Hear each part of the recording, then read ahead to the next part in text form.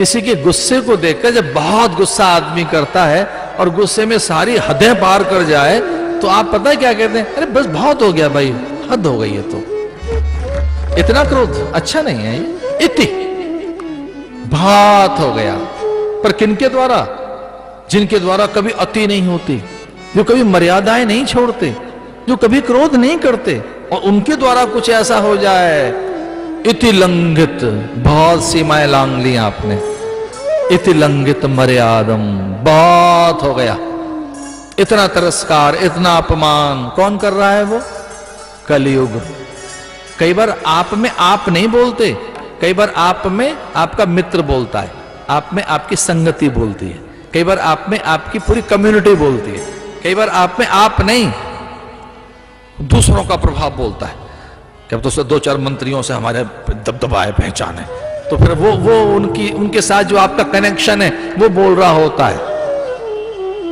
आप कहां बोल रहे हैं? आपका धन बोल रहा है, आपका पद बोल रहा है, आपका कोई भौतिक कोई प्रभाव बोल रहा होता है। कई बार आदमी गुस्से में खुद नहीं बोलता, अपने सारे प्रभाव के साथ बोलता है। तो एक कुछ सज्जन हमें मिले, बोले स्वामी मैं बिल्कुल ठीक ठाक रहता हूं और मैं बहुत ही अच्छे ढंग से जीना चाहता हूं, पर जब गुस्सा आता है तो मैं बहुत अंग्रेजी में बात करता हूं, ये क्या है? मैंने कहा भैया ऐसे रुतबा बनता है तो दबदबा बनाना चाहते होंगे आप। बोले हाँ बात तो सही है। बोले मैं पता नहीं क्या मुझे हो जाता है अपने ही घर में, मैं फिर ऐसा हो जाता है बहुत क्रोध में। क्या करते हैं? पूरे प्रभाव को यूज करते हैं, हम उसका प्रयोग करते हैं, पूरे प्रभाव का क्रोध में, अपने धन का, बल का, शक्ति का, सामर्थ्य का, क्रोध में, चूंकि जीत लेना चाहते हैं। क्रोध में पता है कौन होता है आदमी? हारा हुआ, थका हुआ, निराश प्राणी क्रोध करता है, जो हार ही गया है। तो जो बिल्कुल हार गया होता है, रिक्त और शून्य प्राणी, जब वो क्रोध कर रहा होता है तब वो उसे लगता है मैं किसी जीतूं, तो पूरे प्रभाव का प्रयोग करता है वो। क्या लिखती है भागवती? लंघित मर्यादा। राजा ने सारी मर्यादाएं तोड़ दी, राजा ने सारी हदें पार कर दी, और अब इसे नियंत्रित करना होगा। फिर ऐसी ही पीढ़ियां आएंगी, फिर सब लोग ऐसा ही करेंगे, इसके बाद फिर ऐसा ही होने लगेगा, और भविष्य में ऐसा ना हो, इसे यहीं रोकना चाहिए इस बात को। तो क्या हुआ था? शासकीय आदेश, शासकीय अध्यादेश, कलयुग वहां बैठ गया बुद्धि में, इसे यही नियंत्रित करो। श्रृंगी नाम के ऋषि ने कहा इति लंघित मर्यादम, बस बहुत हो गया। और भैया क्रोध में से क्रोध निकलता है, तो उसको भी तक्षक याद आया। क्रोध की परिणति, क्रोध की निष्पत्ति, क्रोध का परिणाम तो देखो, क्रोध में फिर क्या निकल कर आया? क्रोध। क्रोध में से क्या निकलता है? क्रोध। तो ऋषि को भी क्रोध आ गया और उसने कहा मैं तेरे लिए तक्षक का आह्वान करता हूं। इति लंघित मर्यादम तक्षक सप्तमे हनि। 7वें दिन का सूरज जब ढल रहा होगा, राजा तक्षक नाम का सांप तुझे डसेगा। 7वां दिन का जब सूरज ढलेगा, तक्षक, तक्षक किसे कहेंगे? विष। एक विष हम संभाल नहीं पाते। क्रोध दरअसल में विष है। क्रोध बहुत बड़ा जहर है जो संभाला नहीं जाता, उसे हम बाहर करते हैं, वमन करते हैं। 7वें दिन का सूरज जब ढलेगा तो तेरे लिए तक्षक का मैं आह्वान करता हूं, वो तुझे डसे। ये क्रोध के बाद का क्रोध है।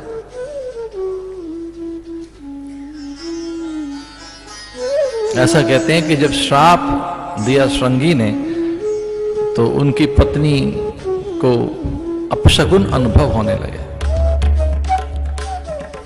वो साध्वी जैसी स्त्री, उसके माथे का सिंदूर, मांग का सिंदूर बह गया, और जब मांग का सिंदूर बहे तो शगुन शास्त्र ऐसा कहते हैं कि यह शुभ लक्षण नहीं। मांग का सिंदूर बहना, माथे पर बिखर जाना, बिंदिया का गिर जाना, हरे कांच की चूड़ियों का टूट जाना, अनायास अकारण मंगलसूत्र धरती पर गिर जाए, ये अनिष्ट और बड़े अमंगल के सूचक हैं। ये चीजें हैं जो ढो रही होती हैं माताएं बेचारी, कोई जरूरत नहीं पर ढो रही हैं कुछ, जो बहुत बोझा लिए घूम रही हैं। मंगलसूत्र का, चुटकी का, बिछवे का, पायजेब का, पायल का, चूड़ियों का, बिंदिया का, मांग के सिंदूर का, हल्दी का, रोली का, चंदन का, आलता। एक चीज तो है नहीं, पता नहीं कितनी ढो रही हैं बस। पूरी पीढ़ियों को ढो रही हैं वो सब चीजें बिखर गई। और जब सब चीजें बिखर गई इधर उधर, और ध्यान रखना बहुत महंगी चीज है सिंदूर, उससे बड़ी कोई चीज नहीं। मां का है वो पर्याय, उसमें मातृत्व रहता है, दुर्गा की, लक्ष्मी की शक्तियां उसमें सिमट कर रहती हैं। कुछ वस्तुएं सौभाग्य सूचक हैं जिनका रोज स्पर्श करना चाहिए। सिंदूर, हल्दी, मधु, शर्करा, गन्ने का रस, अनार, बिल्वपत्र, तुलसी, दूर्वा, सौभाग्य सूचक वस्तु हैं ये। पुष्प, लक्ष्मी बसती है उसमें। पुष्प में कौन रहता है? लक्ष्मी का निवास है। पुष्प में लक्ष्मी जी रहती हैं हर फूल के अंदर।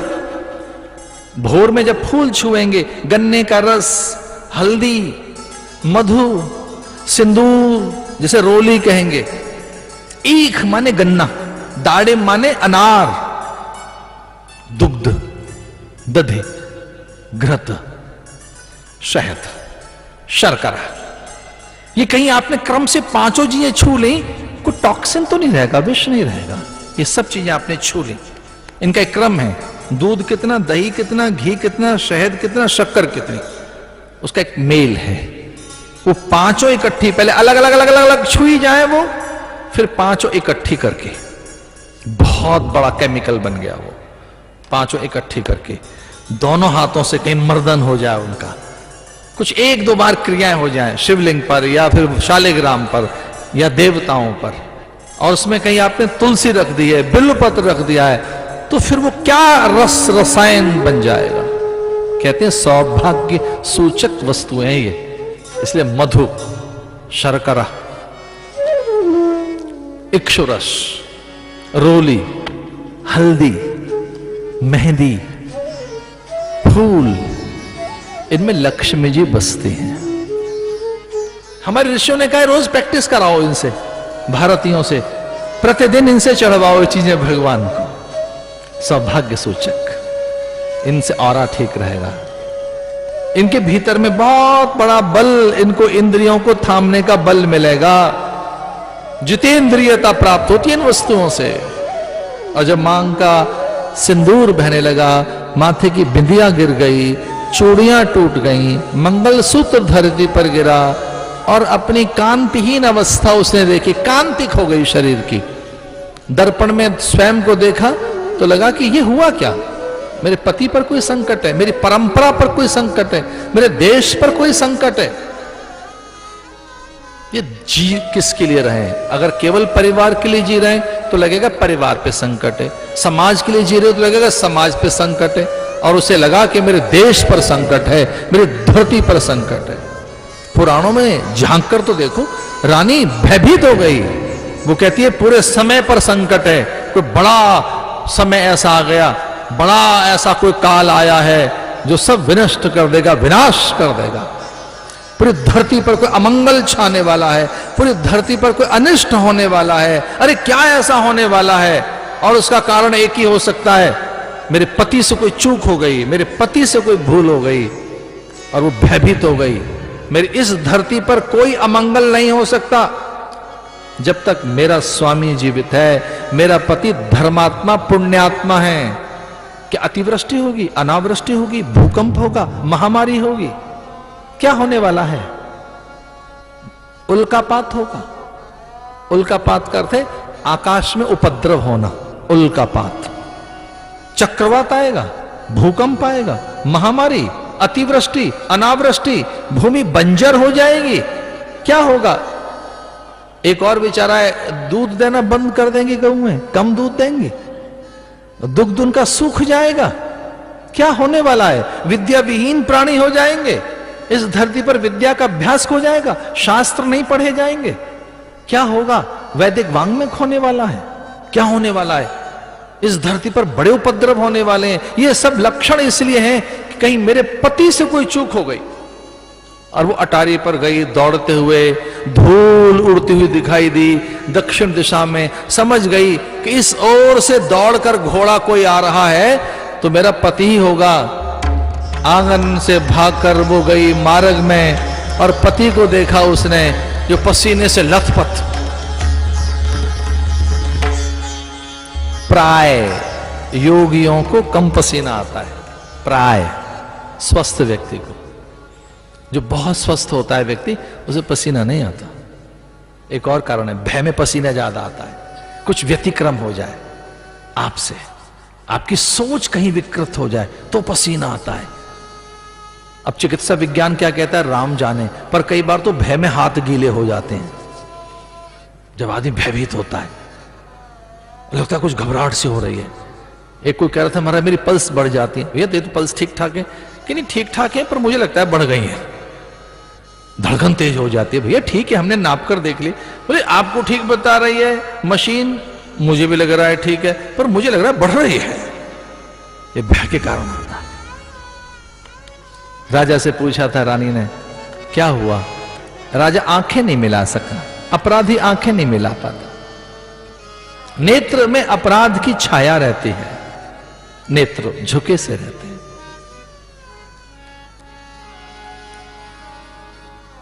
रानियों में शिष्टाचार होता रहा होगा कि वो मुकुट उतारती होंगी, जैसे आजकल की सहचरियां थोड़ा टाई हल्का सा कर देती हैं और टाई उतार लेती हैं। साहब आए, चलो कोट उतार कर टांग दो खूंटी पर, हैट उतार दो, छड़ी हाथ में से ले लो। अब तो खैर वो है नहीं, लेकिन हाँ 60 और 50 के दशक में हैट है, टोप है, टाई है, छड़ी है, उस तरह का था ना कोई, वो पुराने चित्र मिलते हैं। रानी क्या करेगी? राजा आया है तो मुकुट उतार रही है। वो कोई प्रोटोकॉल में नहीं है, वो बड़ा आदर है कि राजा आया है तो क्या करे रानी, क्या करे उसके सम्मान में। तो वो ऐसा करती होंगी, मुकुट उतार देती होंगी राजा का। धीरे से निकट गई और कहती हैं बस हो गया, मुकुट उतारिए, अब मानव बन जाइए। अब आप राजानी के घर में आ गए हो, जो घर में घर की तरह से रहिए। मुकुट उतार दिया और जैसे मुकुट उतारा तो राजा के तेवर बदल गए। वो विनम्र हो गया, सहज हो गया। राजा कहने लगा मुझसे भूल हो गई, चूक हो गई, मैं अपराधी हूं, मैंने पाप किया है। रानी को सब बताया, दौड़ा हुआ गया राजा। अब दो ही चीज हैं जीवन में, या तो भैया प्रायश्चित करते रहो या फिर पछताते रहो। कुछ लोग पछताते रहते हैं जीवन भर, पश्चाताप करते रहते हैं। कुछ विरले ही हैं जो प्रायश्चित करते हैं। कोई भूल हो जाए, पछताते रहिए जिंदगी भर।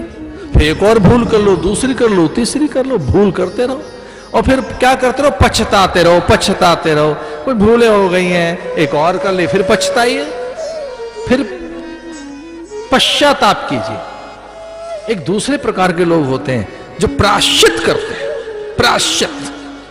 प्रायश्चित किसे कहेंगे? पुनरावृत्ति न करना। जो भूल हो गई है वो दोहराई न जाए, दोबारा न की जाए, उसका नाम है सच्चा प्रायश्चित। दोबारा नहीं करेंगे, इसे प्रायश्चित कहेंगे। और प्रायश्चित क्या आता है? गौ सेवा करके, संत के निकट जाकर, तीर्थ में स्नान करके, ग्रंथ का पारायण करके, उपवास करके। प्रायश्चित की विधियां हैं। कैसा पाप किया है उसका प्रायश्चित। किसी का तिरस्कार किया है, उच्च स्वर से बोले हो, देव अपराध हो गया, सामाजिक अपराध हो गया है। एक और बात, कोई परिवार का अपराध कर दिया, फैमिली में कोई पाप कर लिया है, परिवार का भी तो एक अपराध है ना।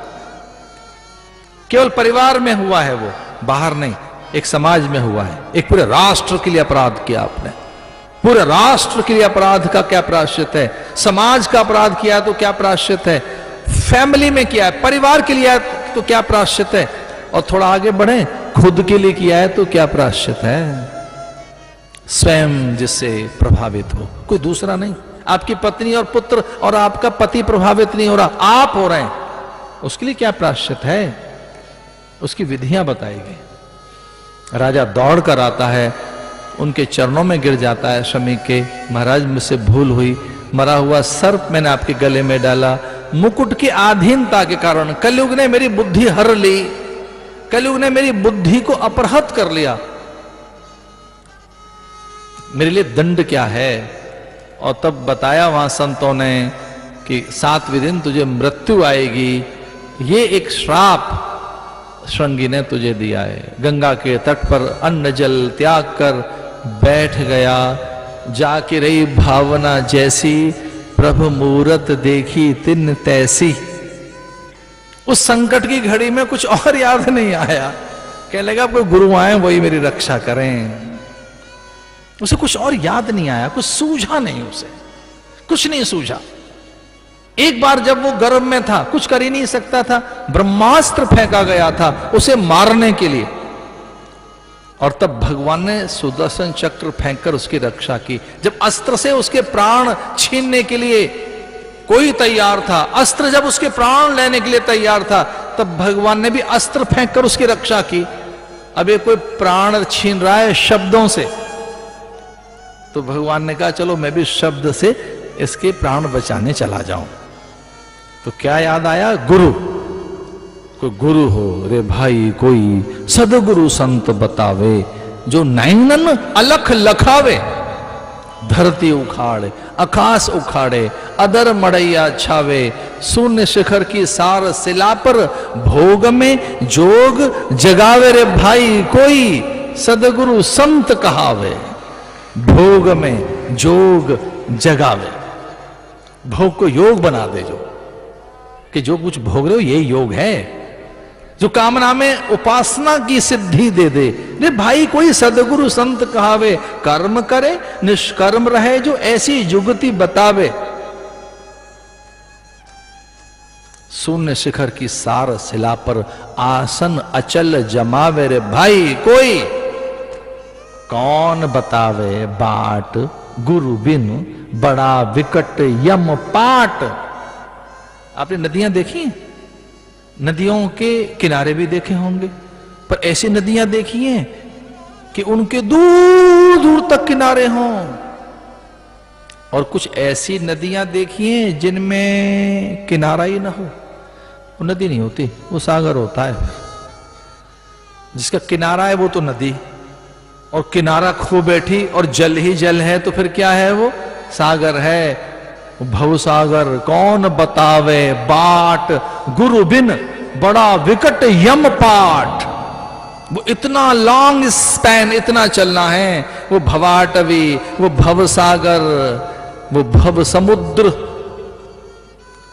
तो उस संकट की घड़ी में कुछ सूझा नहीं, कहने लगे गुरु आ जाते तो कितना अच्छा होता, गुरु गुरु मिल जाते, वो बताएंगे इन शब्दों से कैसे मुक्त हुआ जाए, श्राप से वो मुक्त करेंगे, वो वरदान दे देंगे। तो जाके रे भावना जैसी, प्रभु मूर्ति देखी तिन तैसी।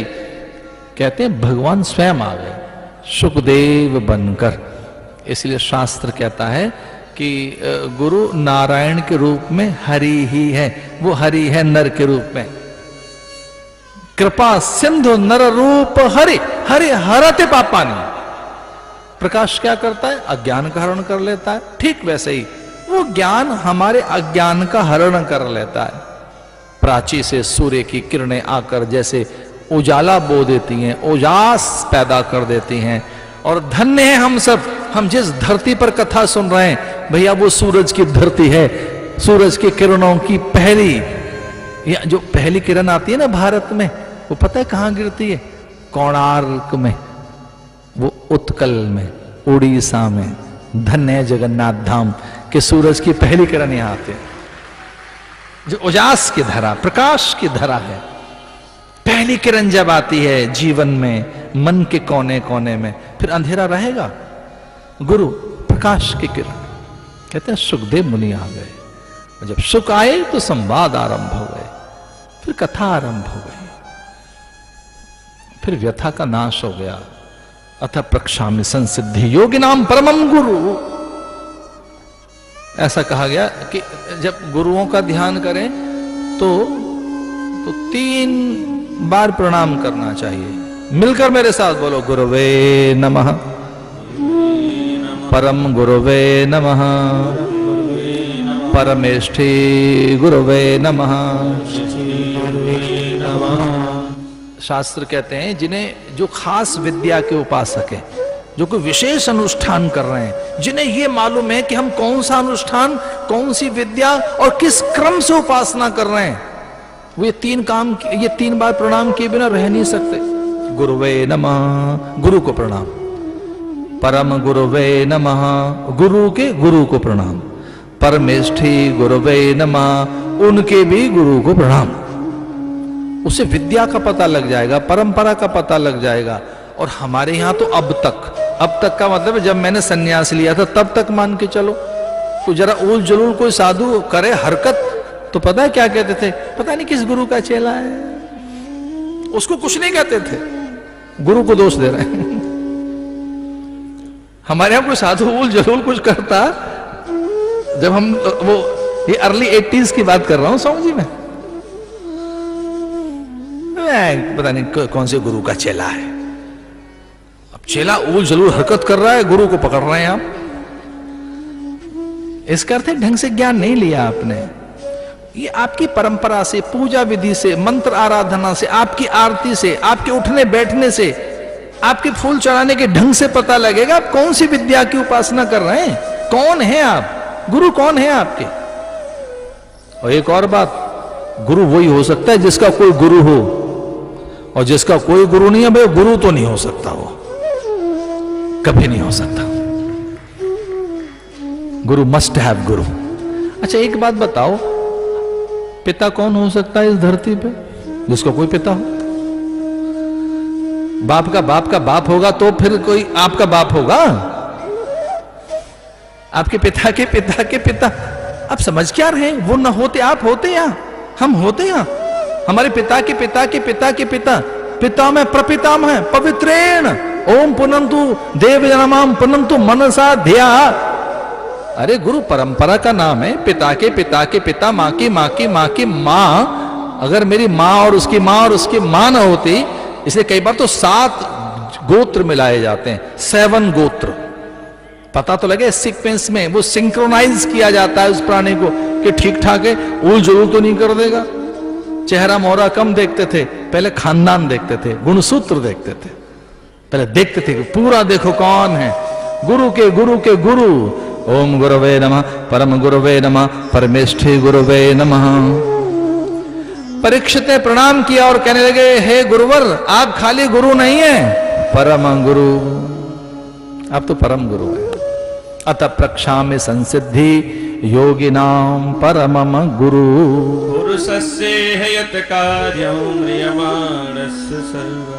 क्योंकि जो इतने संत यहां बैठे हैं वो सब आपको प्रणाम कर रहे हैं, आपके सम्मान में उठकर खड़े हुए हैं, और आपके सम्मान में आपके पिता स्वयं जिन्होंने भागवत लिखी है वो इसका अर्थ नहीं समझा सके, वो इसको प्रकट नहीं कर सके, उसका भाव नहीं बता सके। ये प्रबंध संहिता है, इसे कोई कोई बांच सकता है, इसे कोई कोई पढ़ सकता है, इसका कोई कोई अर्थ बता सकता है। इसके लिए तो यहां तक लिखा है, विद्यावताम भागवते परीक्षा। विद्वान कैसा है, कितना पठित है, कितना अध्ययनशील है, कितना ज्ञानी है, क्या उसको समझ है, भागवत से पता लगता है। विद्यावताम भागवते परीक्षा, विद्वान की परीक्षा भागवत में होती है कि कहां डुबकी लगी है इसकी, ये कौन से धरातल पर खड़ा है, ये कितनी गहराइयों में पहुंचा है, वो बता नहीं सके। महर्षि वेदव्यास और उनके भी पिता बैठे हुए थे जो सम्मान कर रहे थे सुखदेव मुनि का। इसलिए हे गुरु, अतः प्रक्षामि संसिद्धि योगिनाम परमम गुरु।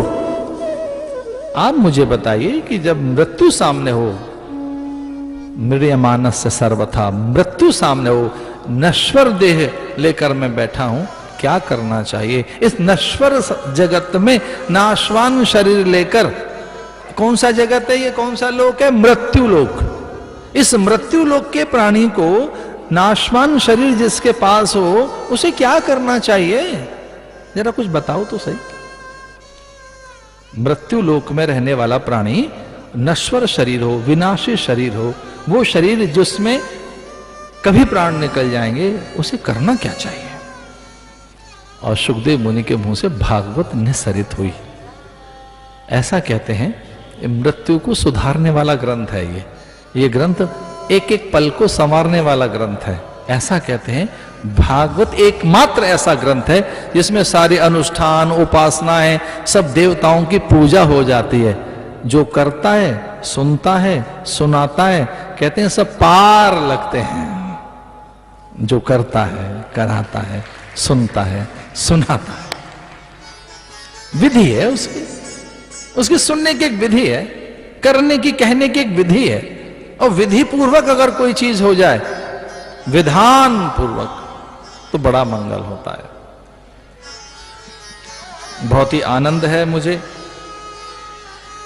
कथा में। सुखदेव मुनि आ गए हैं। आज की कथा को यहीं पूरा करते हैं। पर पुरुषार्थ इस आधीनता और आश्रय से मुक्ति के लिए, उन्नति और प्रगति के लिए एक निमित्त है। इसे पुरुषार्थ, पराक्रम, उद्यमता, सक्रियता,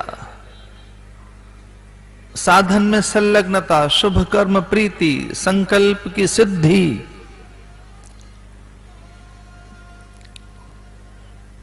जीवन को उच्चता प्रदान करते हैं।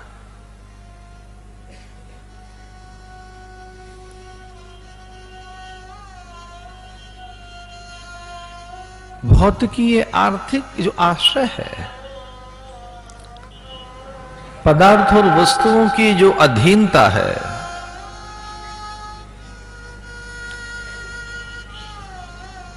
प्रारब्ध में बंधे रहने की जो एक बाध्यता और परवशता है, वो जीव के साथ जुड़ी है जन्म से। हर व्यक्ति का भोग, भाग्य, जाति, आयु, प्रारब्ध और अंतःकरण एक दूसरे से भिन्न है।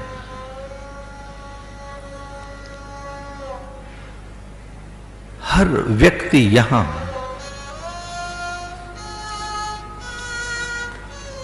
अपने जीवन के भोग भाग्य के लिए है।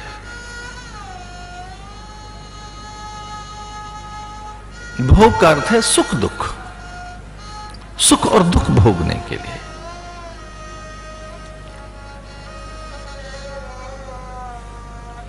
हर व्यक्ति यहां अपने कर्म का फल और परिणाम है।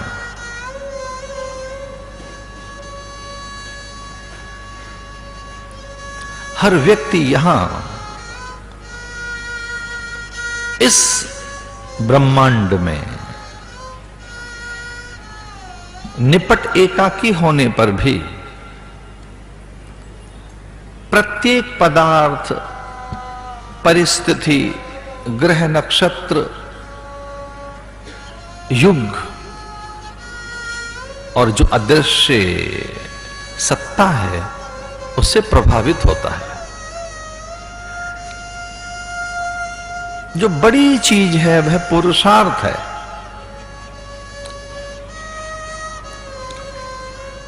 पुरुषार्थ का आशय जिससे स्थायी समाधान, चिरकालिक प्रसन्नता, अखंड आनंद और जीवन की धन्यता, सार्थकता उपलब्ध हो, उसे पुरुषार्थ कहेंगे।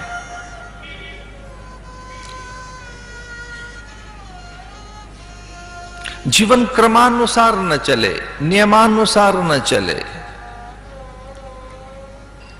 तब भटकाव है जीवन में। फिर कहीं यात्रा अधूरी रह जाएगी, यात्रा में भटकाव होगा, यात्रा में द्वंद्व आएगा,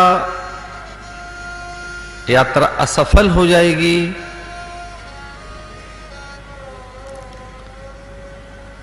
अथवा बहुत लंबी करनी होगी।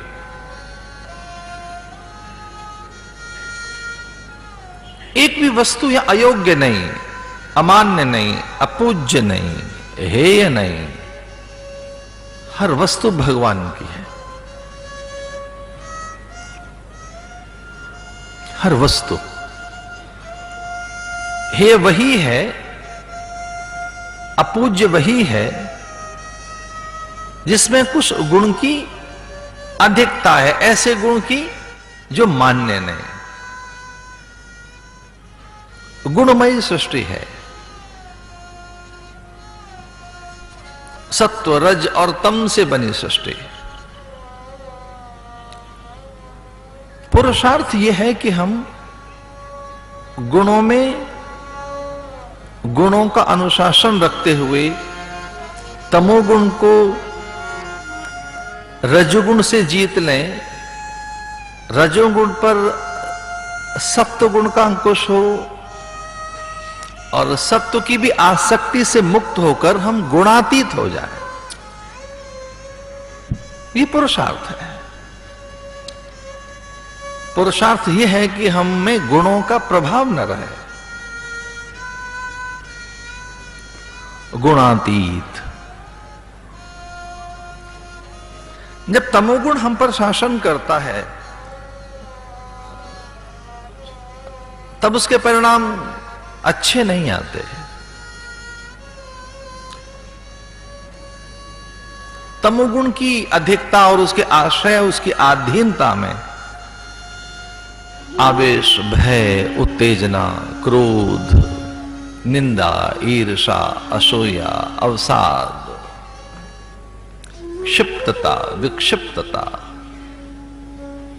जो चित्त की वृत्तियां मलिन हो जाती हैं, मन दुर्बल हो जाता है, विषयों की आसक्ति प्रचंड हो जाती है, भोग इच्छाएं अग्नि की कराल ज्वालाएं बन जाती हैं।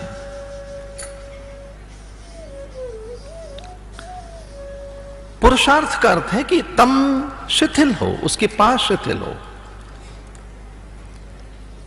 यत्नो अभ्यास, यत्न करके आप अपने तमोगुण को शिथिल कर लें, तमोगुण का कोई प्रभाव आपके भीतर न रहे। तमोगुण की अधिकता में चित्त की वृत्ति क्षिप्त हो जाएगी, विक्षिप्त हो जाएगी। अब निर्णय ठीक नहीं ले पाएंगे, निश्चय ठीक नहीं ले पाएंगे, आप ठीक चयन नहीं कर पाएंगे, स्वतंत्र चेतना नहीं रह पाएगी, आप ठीक ढंग से सोच नहीं पाएंगे। इसे जब अधिक तमोगुण होता है तब चित्त की वृत्ति क्षिप्त होती है, विक्षिप्त होती है। ऐसे में देह धरातल पर ही प्राणी रहता है। ऐसे में फिर वो हानि लाभ, यश अपयश, हर्ष शोक, जय पराजय, मेरा तेरा, ये ठीक है, ये ठीक नहीं है, ऐसा होता तो बहुत अच्छा होता, अब ऐसा हो गया है तो ठीक नहीं है, ये अनिश्चय, अनिर्णय, अनिर्णय, उद्धतता, आवेश, भारी उत्तेजना, एक तनाव, बड़ी निराशा और दौर्बल्यता, ये परिणाम है तमोगुण के। जब तमोगुण भीतर रहता है तब ये उसके परिणाम है। रजोगुण में प्रदर्शन, प्रियता,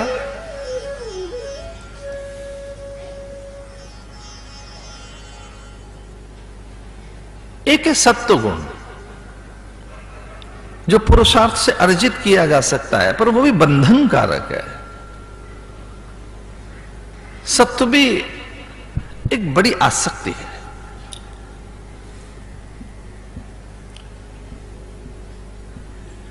गुणातीत अवस्था, आप जीत सकें अपने भीतर गुण, को, प्रारब्ध को भोगने की आपके पास सामर्थ्य हो,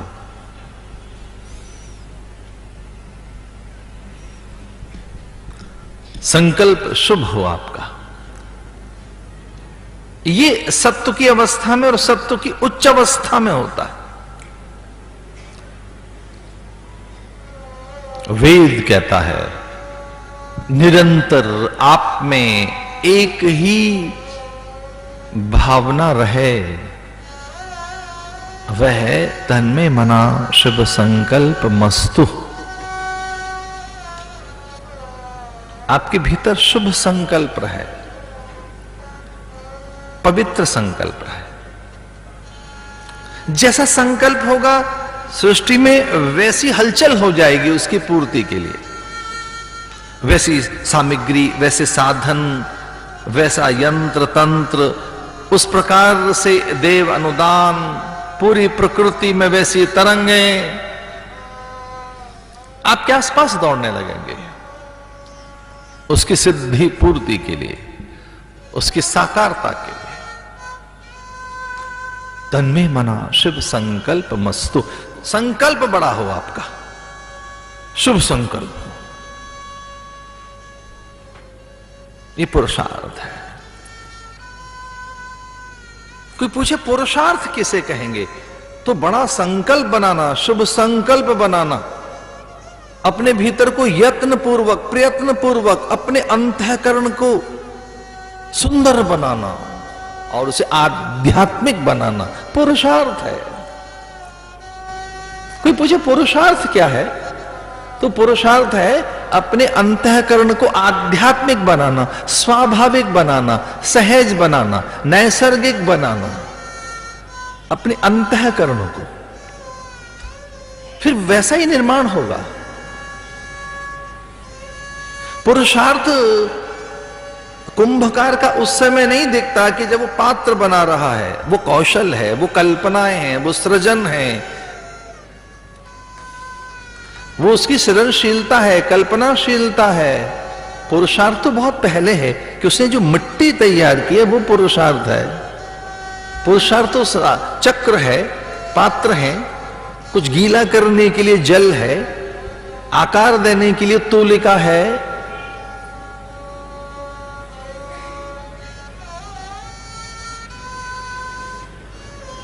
तो माटी के पास जो कुछ वैसा है जिसमें से आकार निकल सकता है, योग्य, अनुकूल, मान्य, कि जब अग्नि के संपर्क में माटी जाए तो अग्नि की ऊष्मा, उसकी दाहकता से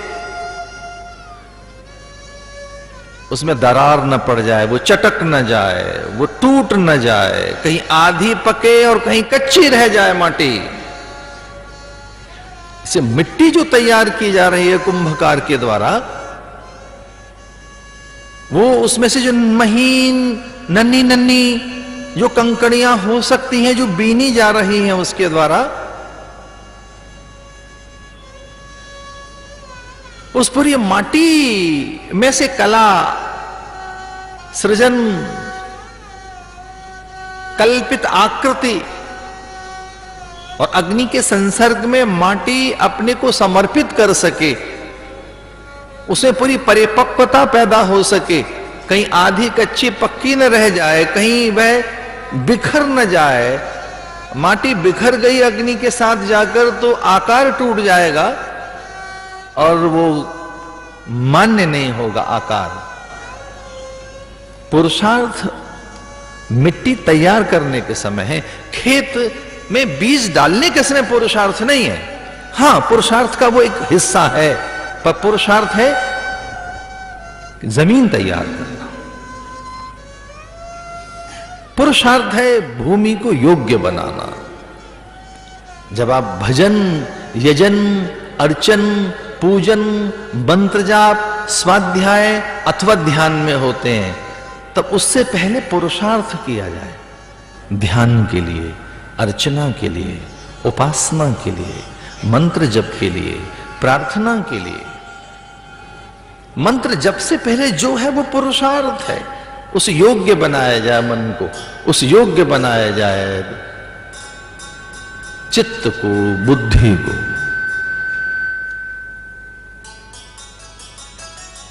इसे भीतर एक संकल्प छोड़ दें और उसकी सिद्धि के लिए सचेत रहें, जागरूक रहें। मनुष्य के लिए सबसे बड़ा पुरुषार्थ है आध्यात्मिक अंतःकरण का निर्माण। जिस व्यक्ति के पास में आध्यात्मिक अंतःकरण है, इसका अर्थ है कि वह एक ऐसा उपकरण है, फिर वो एक ऐसा यंत्र है, फिर वो एक प्रकार का ऐसा साधन है जिससे कि परम सत्ता की, भगवत्ता की सिद्धि की जा सकती है। पुरुषार्थ ये है कि आपका अंतःकरण पवित्र बने। ये अंतःकरण पवित्र तभी बनेगा जब आप में धर्म सिद्धि हो, धर्माचरण हो, धर्म का आश्रय लें आप, धर्म का अंकुश आपके पास हो। बिना धर्म के अंकुश के जब अर्थ आएगा तो अनर्थ कर देगा। इसे पुरुषार्थ के पहले क्रम में धर्म है, फिर अर्थ है, फिर काम है, अंत में मोक्ष है। पहले धर्म है। यतो अभ्युदये निःश्रेय सिद्धि स धर्म। धर्म किसे कहेंगे? यतो अभ्युदये, जैसे ही आपने दीप जलाया तत्काल प्रकाश हो गया। यतो अभ्युदये, धर्म इस प्रकार से कि जैसे ही आपने इत्र की डिबिया खोली कि सुगंध बिखर गई। धर्म इत्र की तरह से है कि जैसे आपने इत्र खोला, इत्र को निकाला तो बिखर गई वो सुगंध, वातावरण में घुल गई, मां की नमी में, वायु में, पूरे परिवेश में, पूरे वायुमंडल में जहां तक उसकी सामर्थ्य है वो अपनी सुगंध चारों ओर बखेर देती है। इत्र, किसी ने बड़ी सुंदर सी बात लिखी है कि उनका इत्र, उनका जिक्र जैसे मानो इत्र, उनका जिक्र जैसे इत्र। किन्हीं किन्हीं की बात करो तो जैसे सुगंध बिखर गई वातावरण में, प्रसन्नता बिखर गई। हर कोई जैसे बिना मुस्कुराए रह नहीं सकता, उनका जिक्र जैसे इत्र। कभी किसी की चर्चा करें, कभी किसी की बात करें तो सहसा सब मुस्कुरा दें, सहसा सब आनंदित हो जाएं, सहसा सब प्रसन्न हो जाएं और स्वाभाविक आनंद का अनुभव हो। धर्म ऐसा ही है। धर्म ही प्रसन्नता कारक है। यह तो अभ्युदय, वो तत्काल प्रसन्नता लाएगा, तत्काल। और कितने यत्न कर लेना, धर्म आपके पास नहीं है तो इंद्रियों पर अंकुश नहीं लगा सकते आप, अपनी उन्मादनी इंद्रियों को शांत नहीं कर सकते। इंद्रियों पर अंकुश तभी लगेगा जब धर्म हो। और यह बहुत आवश्यक है कि ऊंट की नकेल हो, ऊंट की और बिना अंकुश के हाथी, बिना लगाम के घोड़ा, बिना नकेल के ऊंट को नियंत्रित नहीं किया जा सकता। घोड़े की जिह्वा छिलती रहे, बहुत ही संवेदनशील जिह्वा होती है घोड़े की, और उसकी जिह्वा पर लोह रखा जाता है, नुकीले कांटे, लगाम।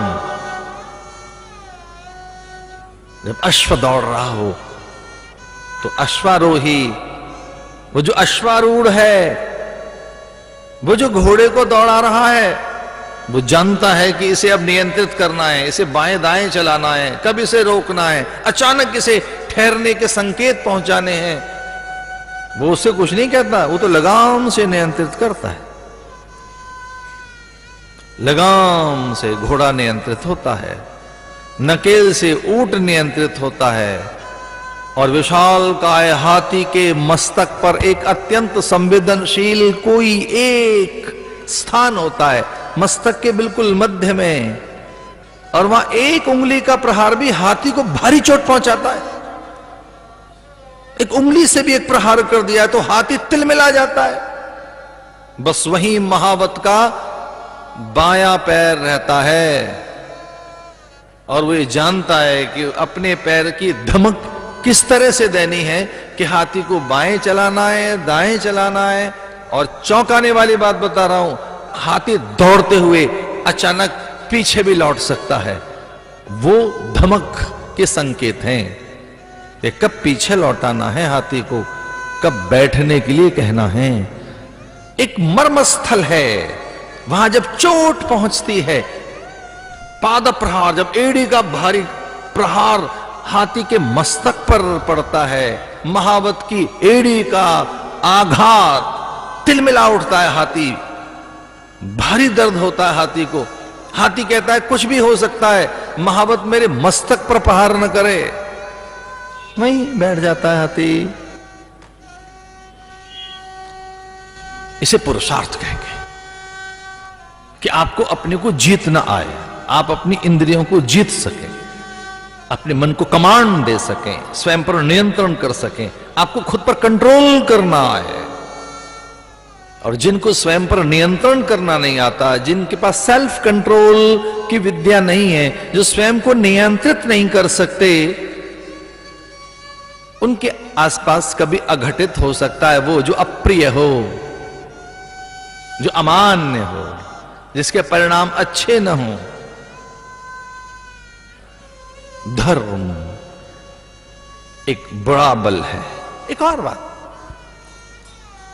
धर्म ईश्वरीय अंग है। धर्म का बल प्रकृति का बल, ईश्वर का बल।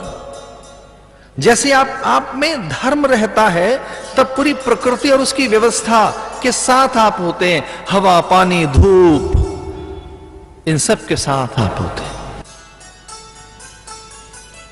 यह तो अभ्युदय, आपकी हर चीज अच्छी होने लगती है। तो धर्म का अर्थ यह नहीं है कि केवल स्वर्ग में ही सुख मिलेगा, मरने के बाद बड़ी वस्तु की उपलब्धि होगी। धर्म तत्काल फल देता है। जैसे अभी आप दीप जलाएं तो प्रकाश अभी मिलेगा, अभी। अंगारा आप अभी छुएं तो हाथ अभी जलेगा, जल आप अभी पिए तो प्यास अभी मिटेगी। वो जल कैसा कि अभी जल पिया हमने, प्यास कल मिटे। वो दीपक का प्रकाश कैसा कि दीप अब जलाएं, प्रकाश कल मिलेगा।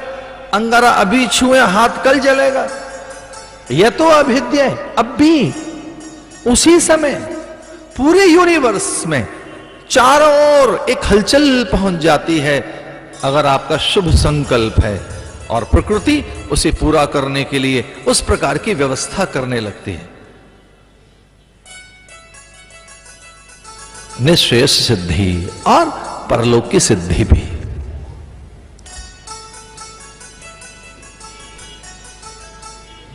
इसे अधिक आनंद और अधिक प्रसन्न रहना है, अधिक स्वस्थ रहना है, सुंदर रहना है, लाभान्वित रहना है, इस धरती पर जयी रहना है। धर्म आपके पास हो। एक चीज कभी मान्य नहीं, और वह हारना। हम हारना नहीं चाहते किसी से भी। विजय हमारी पहली कामना है। विजय, विभूति। विभूति करते कुछ चमत्कृत कर देने वाली, कुछ अलौकिक, कुछ उदात्त, अद्भुत, महनीय, निराली, कोई एक ऐसी हमारे पास चीज हो जो किसी के पास ना हो। वो वाणी में हो, हमारे सौंदर्य में हो, हमारी वस्तु पदार्थों में हो, हमारे आसपास हो, तो विभूति। धर्म विभूति कारक है। पदार्थ प्रासादिक हो जाएंगे, पदार्थ से प्रसन्नता मिलने लगेगी, पदार्थ प्रचुर दिखने लगेंगे, पर्याप्त दिखने लगेंगे, पदार्थ आपको संतोष देने लगेंगे। और धर्म आपके पास नहीं है तो पदार्थों की प्रचुरता हो, ढेर हो, भंडार हो, अतृप्ति बनी रहेगी, असंतोष बना रहेगा। वे सुख का कारण नहीं बनेंगे, उनसे समृद्धि का बोध नहीं होगा। इसी जो मनोवृत्ति है, जो चित्त की वृत्ति है, जो धारणाएं आपकी, जो आपका सकल अंतःकरण है, उसमें एक आनंद, आमोद, प्रमोद, उल्लास कब बना रहता है? जब धर्म हो आपके पास। पुरुषार्थ यही है कि आपके पास धर्म रहे, और फिर अर्थ आए। अर्थ के मायने केवल धन नहीं है, संपर्क, साधन, अध्ययन, अनुभूति, संबंधों में और प्रकृति में आपकी हिस्सेदारी, भागीदारी, अवसर, उचित अवसर का हाथ लग जाना भी धन है। अपॉर्चुनिटी, जो अवसर हैं, अच्छे अवसर, वो भी धन है। और अवसर किन्हीं किन्हीं के पास आते हैं, उन्हें पता नहीं होता, पर सच तो है कि अवसर बार बार नहीं आते, एक आध बार ही आते हैं जीवन में। ज्यादा अवसर हाथ नहीं लगते। एक बार किसी ने द्वार थपथपाया, अंदर से आवाज आई, कौन?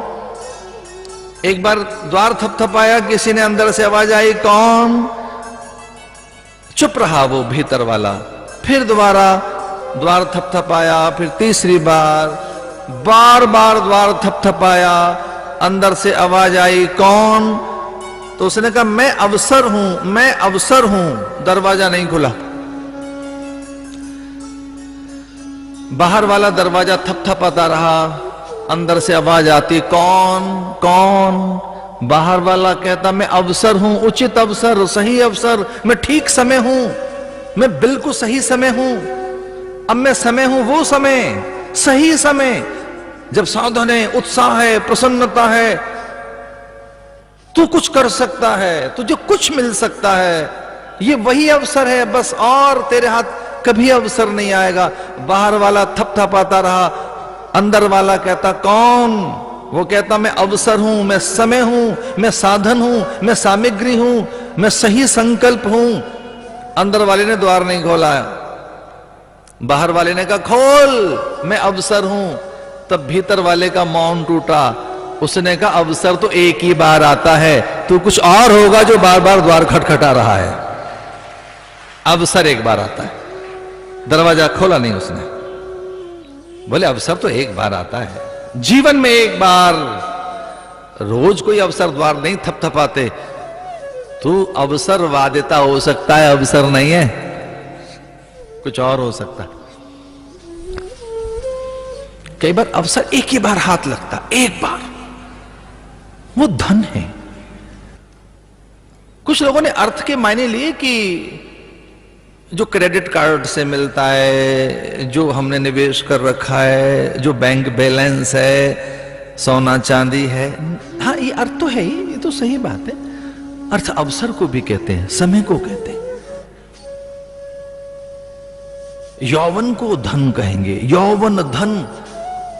सच मानिए, बचपन को धन नहीं कहा, कभी बचपन धन नहीं था। बचपन तो धन की तैयारी है, कैशोर्य धन नहीं है, बुढ़ापा धन नहीं है। शास्त्र में बुढ़ापे को धन नहीं बताया, बचपन को धन नहीं बताया। यौवन धन, यौवन धन है। अब वो यौवन कितने दिन का है, ये तो गणित का विषय है कि यौवन कितने दिन का है। यौवन, युवती बनी रहे आप, युवक बने रहे आप, प्रौढ़ता किस दिन आनी है, वो बॉर्डर लाइन का पता ही नहीं हमें कि कब प्रौढ़ता आएगी। प्रौढ़ता धन नहीं है, यौवन धन। तो कोई पूछे धन किसे कहेंगे, अर्थ किसे कहेंगे? जब आप युवक हैं और समय चूक पुण्य का पछताने। अर्थ समय को कहेंगे, अवसर को कहेंगे, यौवन को कहेंगे, उत्साह को कहेंगे, शुभ संकल्प को कहेंगे, सच्चे संबंधों को कहेंगे। बुद्धिमान लोग संबंधों को कमाते हैं, विश्वास कमाते हैं, प्रेम कमाते हैं। एक व्यक्ति से किसी ने पूछा कि आपने क्या कमाया है, आपने क्या कमाई की है पूरे जीवन भर? कुछ दिख नहीं रहा है, ना अट्टालिका है, ना वाहन है, ना बड़ा भवन है, कुछ दिख नहीं रहा आपके आसपास, कोई उपलब्धि नहीं है, कुछ उल्लेखनीय नहीं है, कुछ स्थूल, कुछ रूप में, दृश्य में, छूने में आ नहीं रहा है। क्या कमाया है आपने? तब उसने कहा, मैंने अपने विश्वास को और खुद को कमाया है। मैं अपनी सरलता नहीं खोई, मैंने अपना संयम नहीं खोया, मैंने अपनी नैतिकता नहीं खोई, मैंने खुद पर अपना भरोसा जीता है, और मेरी सब चीज छूट जाए, मुझसे मेरा भरोसा ना छूटे, इसलिए मैंने अपने में अपने विश्वास को कमाया है, मैंने अपने फेथ को कमाया है। मुझे अपने पर पूरा फेथ है, अपने पर पूरा विश्वास है, इसे धन कहेंगे भैया। ये यही अर्थ है। कुछ लोग बड़े दुर्बल होते हैं, वो कभी भी भटक सकते हैं, वो कभी भी फिसल सकते हैं, वो कभी भी गिर सकते हैं, वो अपने में कभी भी बहुत अधिक अपने से भाग सकते हैं दूर, इसे कहेंगे अर्थ। तो आपके पास धर्म है तो आपके पास आप स्वयं हैं, फिर अवसर भी बहुत दिखेंगे। और जिनके पास धर्म है उन्हें नित्य अवसर, और सच तो है कि अवसर कभी कभी आते हैं, चुक जाते हैं हमारे हाथ से। फिर तीसरा है काम। कितना भोगें, कब भोगें, कोई उसकी सीमाएं हैं, कोई उसकी वर्जनाएं हैं, भोगें तो कितना भोगें। तीसरा काम है, पहला धर्म, दूसरा अर्थ है, तीसरा काम, तो कितना भोगें, कितना जिएं, सांझ कैसी हो, रात कैसी हो, भोर कैसी हो, प्रभात कैसी हो, भोगें कितना, जिएं कितना, कैसे जिएं, जिएं तो जिएं कैसे, इसे कहेंगे काम। तो जिन्हें अपनी कामना वासनाओं पर प्रश्न चिन्ह, विराम चिन्ह लगाने नहीं आते, एक है प्रश्न चिन्ह किसे भोगना या नहीं भोगना, एक है विराम चिन्ह के बस करो, और एक है सीमाएं। तो अपने आसपास जिसने बॉर्डर नहीं खींचे, बॉर्डर लाइन नहीं खींची, सीमाएं, और 3 जोन बनाइए, 3 जोन, एक ग्रीन जोन के बस यहीं रहेंगे, और एक है येलो जोन, इसमें नहीं घुसेंगे, एक है रेड जोन कि ये कभी नहीं आ सकते हमारे पास। कौन सी कामनाएं रहेंगी, कौन सी वासनाएं रहेंगी, कौन सी स्पृहा रहेंगी, चित्त में वृत्तियां कौन सी रहेंगी, संकल्प कैसे रहेंगे, हमारी सोच क्या होनी चाहिए, ग्रीन जोन।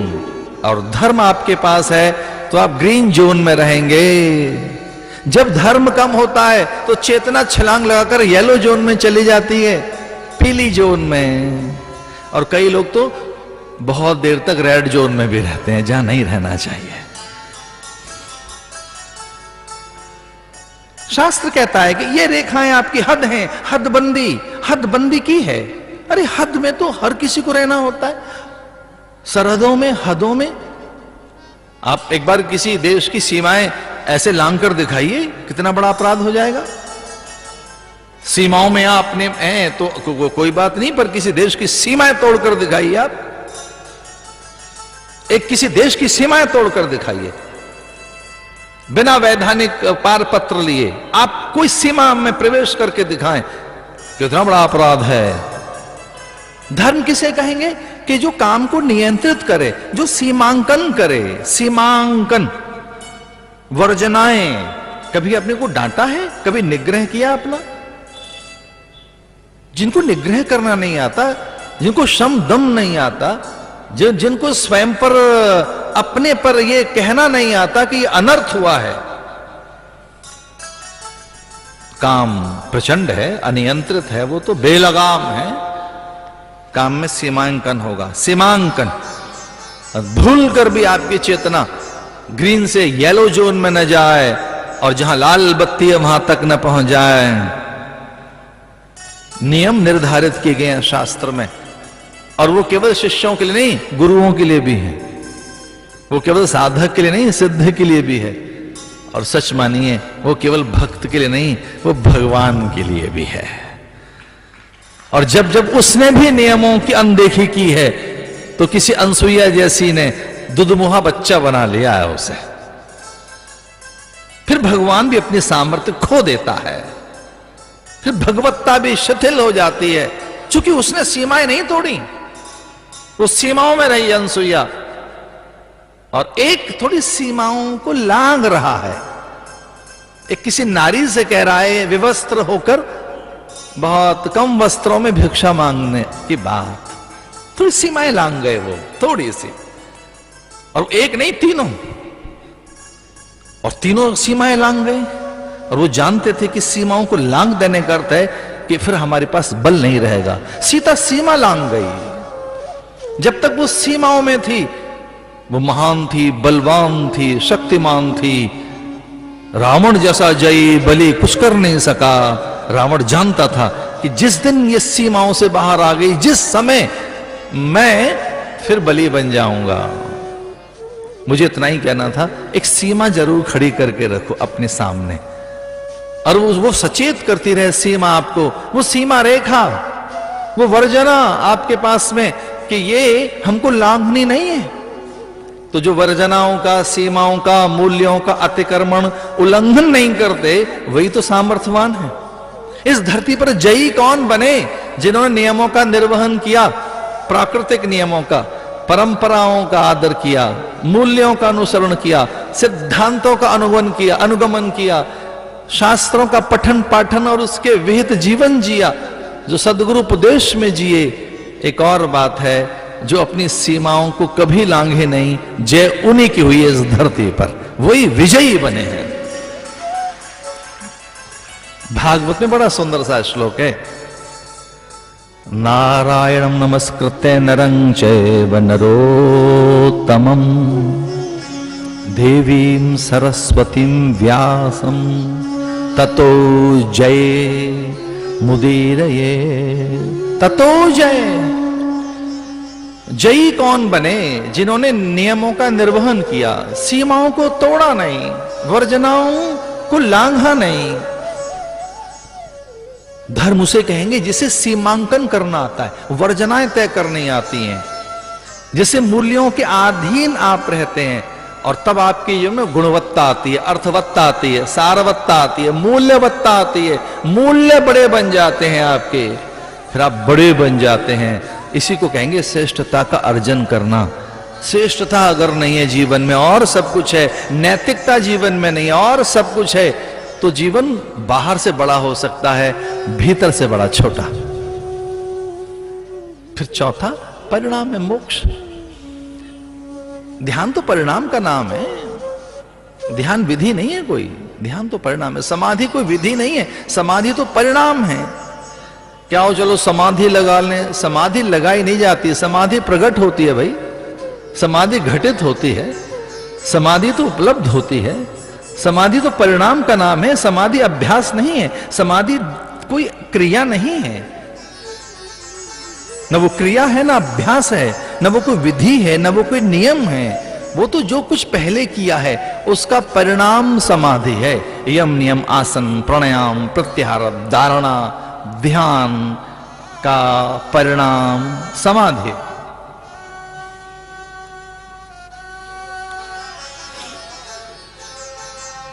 धर्म कभी छोड़ा नहीं, कभी नहीं। उनकी जय इस धरती पर आई है। धृतराष्ट्र के मुंह से निकला, धर्म क्षेत्रे कुरुक्षेत्रे समवेतायुत्सव मामका पांडवाश्चैव किमु कुर्वत संजय। धर्म क्षेत्रे कुरुक्षेत्रे समवेतायुत्सव। कहने लगा धृतराष्ट्र अंधा, जिसके पूरे अंग अंग में कंपन, ओठ कांप रहे हैं, जो बार बार माथे का हिलता हुआ मुकुट संभाल रहा है, बार बार अपने उत्तरीय से मुख पर आए हुए पसीने को पहुंच रहा है। उसमें इतना भय है कि वो कभी सिंहासन से उठता है, कभी बैठ जाता है। वो इतना भयभीत है, वो इतना विचलित है, वो अंदर से बहुत डरा हुआ है, बहुत घबराया हुआ है। वो इतनी व्याकुलता में है कि बार बार पसीने को पोंछते हुए वो अंधा बार बार अपने हिलते माथे के मुकुट को संभालते हुए, कभी उठते और बैठते हुए, और एक बात पूछता है संजय से। संजय कौन? जो देख सकता है, जो जान सकता है, जो अनुभव कर सकता है, जो परिणाम क्या है उसे प्रकट कर सकता है। युद्ध का परिणाम क्या होगा, युद्ध के परिणाम क्या आएंगे, तो जो परिणाम जानता है, जो फल जानता है कि अभी बोया नहीं गया तो क्या बोया जाएगा और उसका फल क्या आएगा। धर्म क्षेत्रे कुरुक्षेत्रे समवेतायुत्सव मामगा पांडवाश्चैव किम कुर्वत संजय। धर्म क्षेत्रे कुरुक्षेत्रे, उसके मुंह से निकल गया कि धर्म क्षेत्र में क्या हो रहा है। वो कहना चाहता था रण क्षेत्रे कुरुक्षेत्रे, वो कहना चाहता था युद्ध क्षेत्रे कुरुक्षेत्रे, वो कहना चाहता होगा समर क्षेत्रे कुरुक्षेत्रे। समर क्षेत्र संयोग से जहां हम कथा सुन रहे हैं ये श्री क्षेत्र है। कुछ लोगों को ये नहीं पता हम कहां रह रहे होते हैं। ये श्री क्षेत्र है भैया, ये जगन्नाथ धाम है। ये पुरी हो सकती है पर क्षेत्र कौन सा है? श्री क्षेत्र, श्री क्षेत्र है ये। तो जहां युद्ध हो रहा था वो कौन सा क्षेत्र था? श्री क्षेत्र नहीं। वो कहता है धर्म क्षेत्रे कुरुक्षेत्रे समवेता युत्सव। रण क्षेत्र में नहीं, युद्ध क्षेत्र में नहीं, समर क्षेत्र में नहीं, पर युद्ध की भूमि और रणभूमि और समर भूमि और वो भूमि जहां एक दूसरे के रक्त के प्यासे खड़े हैं, वहां के परिणाम क्या हैं, क्या होने वाला है रे संजय बताना। धर्म क्षेत्रे कुरुक्षेत्रे। और संजय ने कहा कि हे राजन, जो आपने पहला वाक्य बोला है उसी के परिणाम आने वाले हैं। जो पहला शब्द बोला है गीता का, जो पहला शब्द है वो धर्म है। संयोग से गीता का जो पहला श्लोक है और उस पहले श्लोक में जो पहला शब्द है वो धर्म है। अद्भुत ग्रंथ है गीता का। गीता का पहला शब्द कौन सा है? धर्म। धर्म क्षेत्रे। अरे धर्म के क्षेत्र में क्या हो रहा है जरा बताना। और संजय कहता है धर्म के क्षेत्र में धर्म का ही परिणाम आएगा, अधर्म का कोई परिणाम नहीं आने वाला है। और इसको भी धर्म क्षेत्र कहा, इसको शरीर को। ये श्री क्षेत्र है, ये जय क्षेत्र है, ये जो है ये अयोध्या बताई गई, ये ब्रह्मांड की हर वस्तु इसके भीतर है। वेद कहता है अष्ट चक्रा नवद्वारा देवानाम प्रयोध्यया। अष्ट चक्रा नवद्वारा इदम शरीरम श्री क्षेत्रे धर्म क्षेत्रे। ये शरीर क्या है? धर्म क्षेत्र है, श्री क्षेत्र है। एक और बात है, ये धर्म, ये क्षेत्र होने पर भी इदम शरीरम रण क्षेत्रे। ये युद्ध भी है, इसमें रोज लड़ना है। शरीर क्या है? इदम शरीरम भस्मांतम इदम शरीरम। भस्म होने वाला ये शरीर। किसी ने कहा यह शरीर देव देवालयम, देह देवालयम। देह तो देवालय है। कुछ लोगों ने कहा नहीं नहीं इदम व्याधि मंदिरम, ये तो व्याधियों का मंदिर है, यहां तो रोग रहते हैं। इदम व्याधि मंदिरम। सुखदेव कहते हैं कि ये देह, अरे अद्भुत देह है, बड़ी अद्भुत है। इदम भस्मांतम शरीरम। भस्म होने वाला शरीर है, लेकिन भस्म होने से पहले ही जिसने इसे जान लिया बात ही कुछ और है। चूल्हे में जो जल जाती हैं लकड़ियां वो राख बनती हैं, और राख जब निकाली जाती है चूल्हे से तो कूड़ेदान में फेंकी जाती है।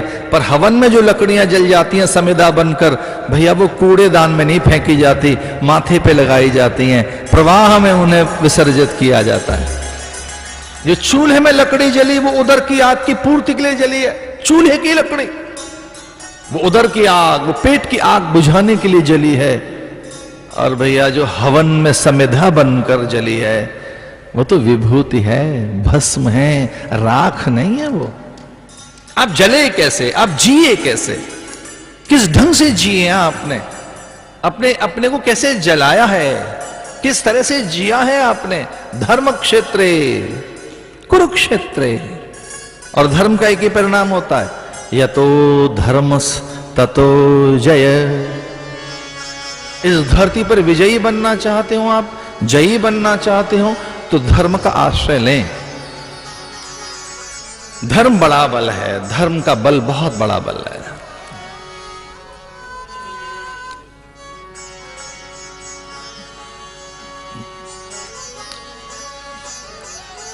और उसका परिणाम यही आया 18 दिन के बाद। युधिष्ठिर को समूची वसुधा का वैभव प्राप्त हुआ, समूची वसुधा का। उनके माथे पर किरीट रख दिया गया, वह चक्रवर्ती सम्राट बन गए।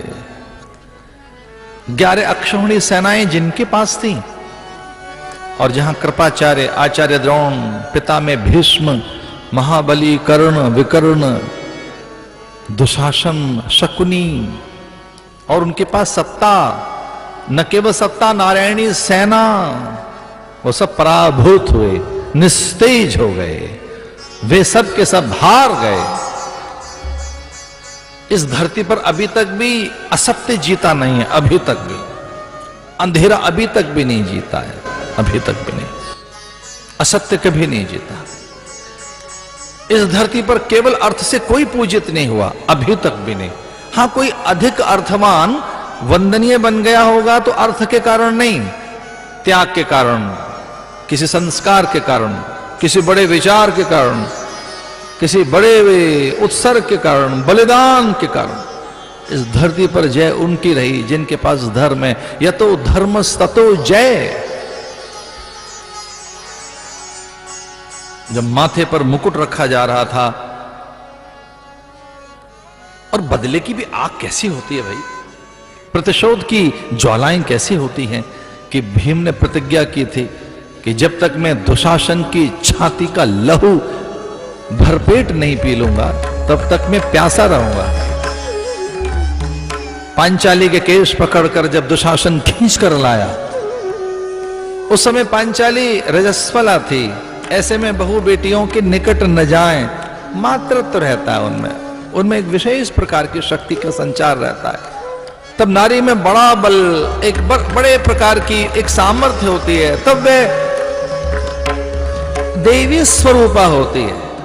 उसके अर्थ ये लीजिए कि तब उसके पास बड़ी ऊर्जा होती है। ऐसे में जब मां रजस्वला हो, बहु बेटियां, नारियां, तो कहा गया कि उस समय पुरुष उनके निकट न रहें, यहां तक बताया कि वो अन्न तक का स्पर्श न करें। उनमें भारी तेज रहता है, भारी ऊर्जा रहती है उन दोनों में, कि जब वह रजस्वला थी, और रजस्वला होने के कारण बड़े सीमित से वस्त्र, एक वस्त्र से लिपटी हुई, और वो 3-4 दिन के मासिक नियमों का अनुसरण कर रही थी। ऐसे में केश पकड़कर खींच लाया दुशासन भरी सभा में, कुछ अपशब्द बोल दिए होंगे। द्रौपदी ने कुछ व्यंग वचन, हास परिहास में, विनोद आमोद प्रमोद में, मंगल प्रसंग के समय यूं कोई थोड़ी सी बात कह दी होगी। उस समय जब वो अल्पनाओं के भ्रम में उलझकर और आंगन में गिर पड़ा, ये समझकर कि ये तो सीधा मैदान है, लेकिन वहां पर जल, और जल पर अल्पनाएं, फूल, पत्तियां, रंगोली, अद्भुत कला पांचाली की। अनुचरियों ने, सेविकाओं ने, दासियों ने, उन सब ने मिलकर ऐसा ही तो किया था। सुभद्रा आदि ने, क्या रही होगी सुभद्रा? सुभद्रा के नेतृत्व में एक जलाशय में, जो द्वार और अंतःपुर के बीच में जो एक खाली मैदान, इंद्रप्रस्थ में सरोवर, और सरोवर में उन्होंने आंगन बना दिया। आंगन, और आंगन में सरोवर जैसा भ्रम, जो आंगन है उसमें सरोवर, और सरोवर में आंगन जैसा भ्रम, नन्ही नन्ही फूल, पत्तियां, पंखुरियां, रंग, वो सूक्ष्म अल्पनाएं, उन पर दीप तैर रहे हैं, सुंदर सुंदर सुख सारिकाएं, अच्छे सुंदर वहां पर नन्हे नन्हे उन्होंने जीव रख दिए, आंगन में रेंग रहे हैं, जबकि वो जलाशय था। दुर्योधन उसी में फिसल कर गिर गया था, वस्त्र भीग गए थे, मुकुट गिर गया था। सौद पर खड़ी अनुचरियां, दासियां और सारी रानियां हंसने लगी और द्रौपदी के मुंह से निकल गया, ये अंधे का बालक है। अंधा ही तो है, अंधे का बालक है। क्या चुभन होती है कई बार, हिंसा है ये, डोमेस्टिक वायलेंस इसी को कहते हैं। और ये करना मत कि आज से बोलना छोड़ते हैं आपसे, कभी बोलेंगे नहीं, आपको देखेंगे नहीं, ऐसा मत करना कभी। एक पत्थर मार देने से उसी समय आदमी घायल होता है, बात खत्म हो जाती है।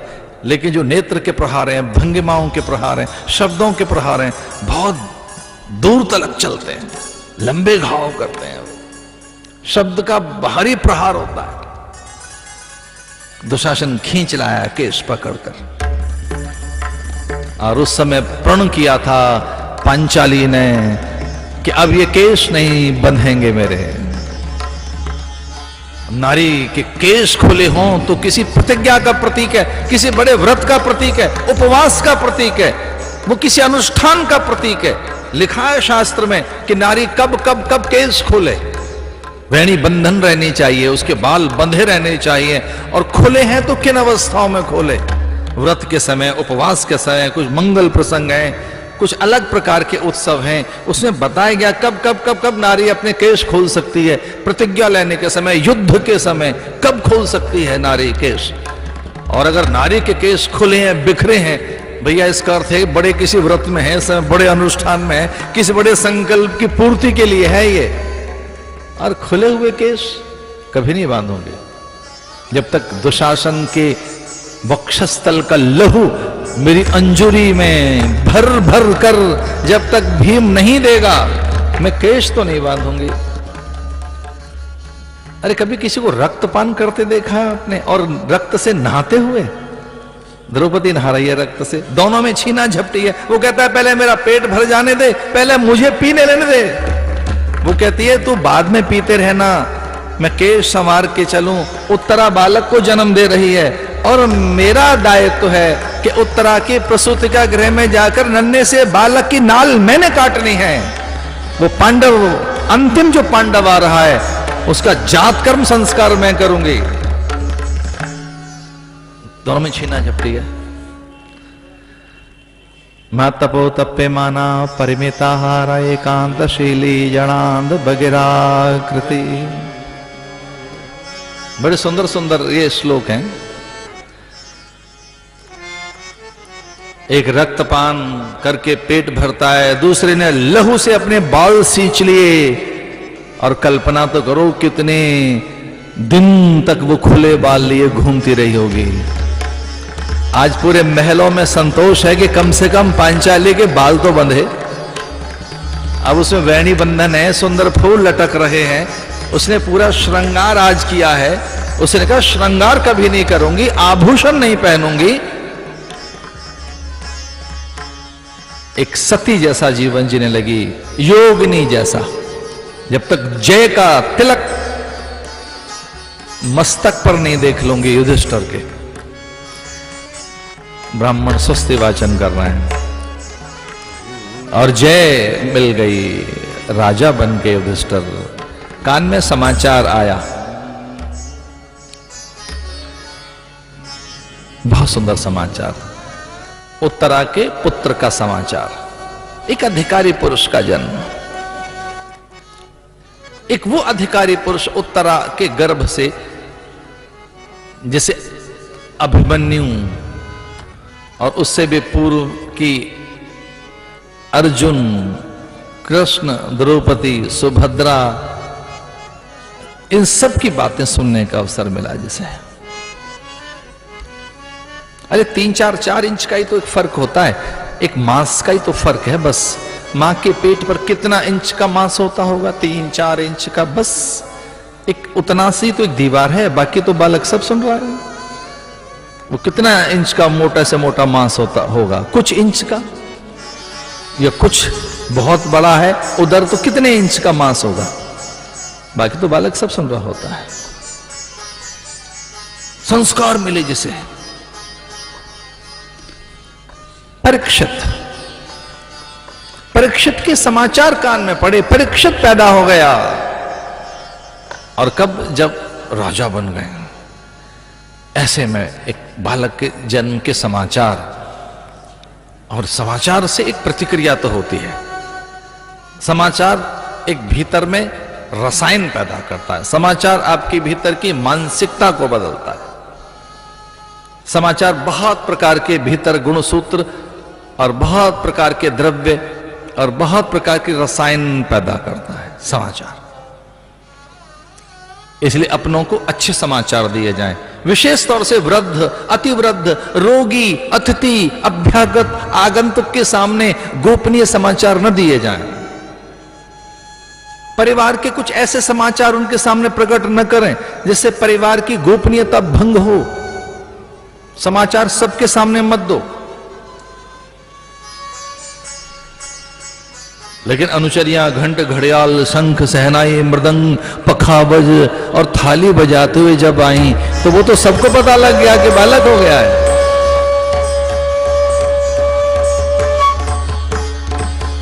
उत्तरा के बालक हो गया है, बालक हो गया है।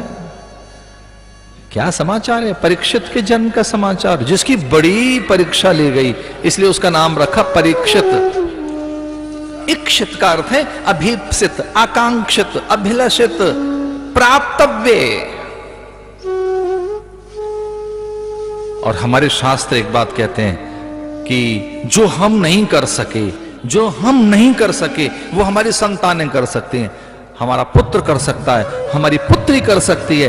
एक इसका अर्थ यह भी है कि जो व्यक्ति अधूरा है और जो नहीं कर पाया अपने जीवन में किसी कारण से, उसमें ऐषणा रहती है, इच्छा रहती है, कामना रहती है, स्वप्न रहते हैं, अभिलाषाएं रहती हैं, और उसकी पूर्ति के लिए वो संतान पर निर्भर हो जाता है। वो कहता है मैं तो नहीं कर सका, मेरी संतानें करेंगी, मैं नहीं कर सका हूं। ये मां कहती है मैं नहीं जी सकी वैसा बनकर, मेरी पुत्री जिएगी।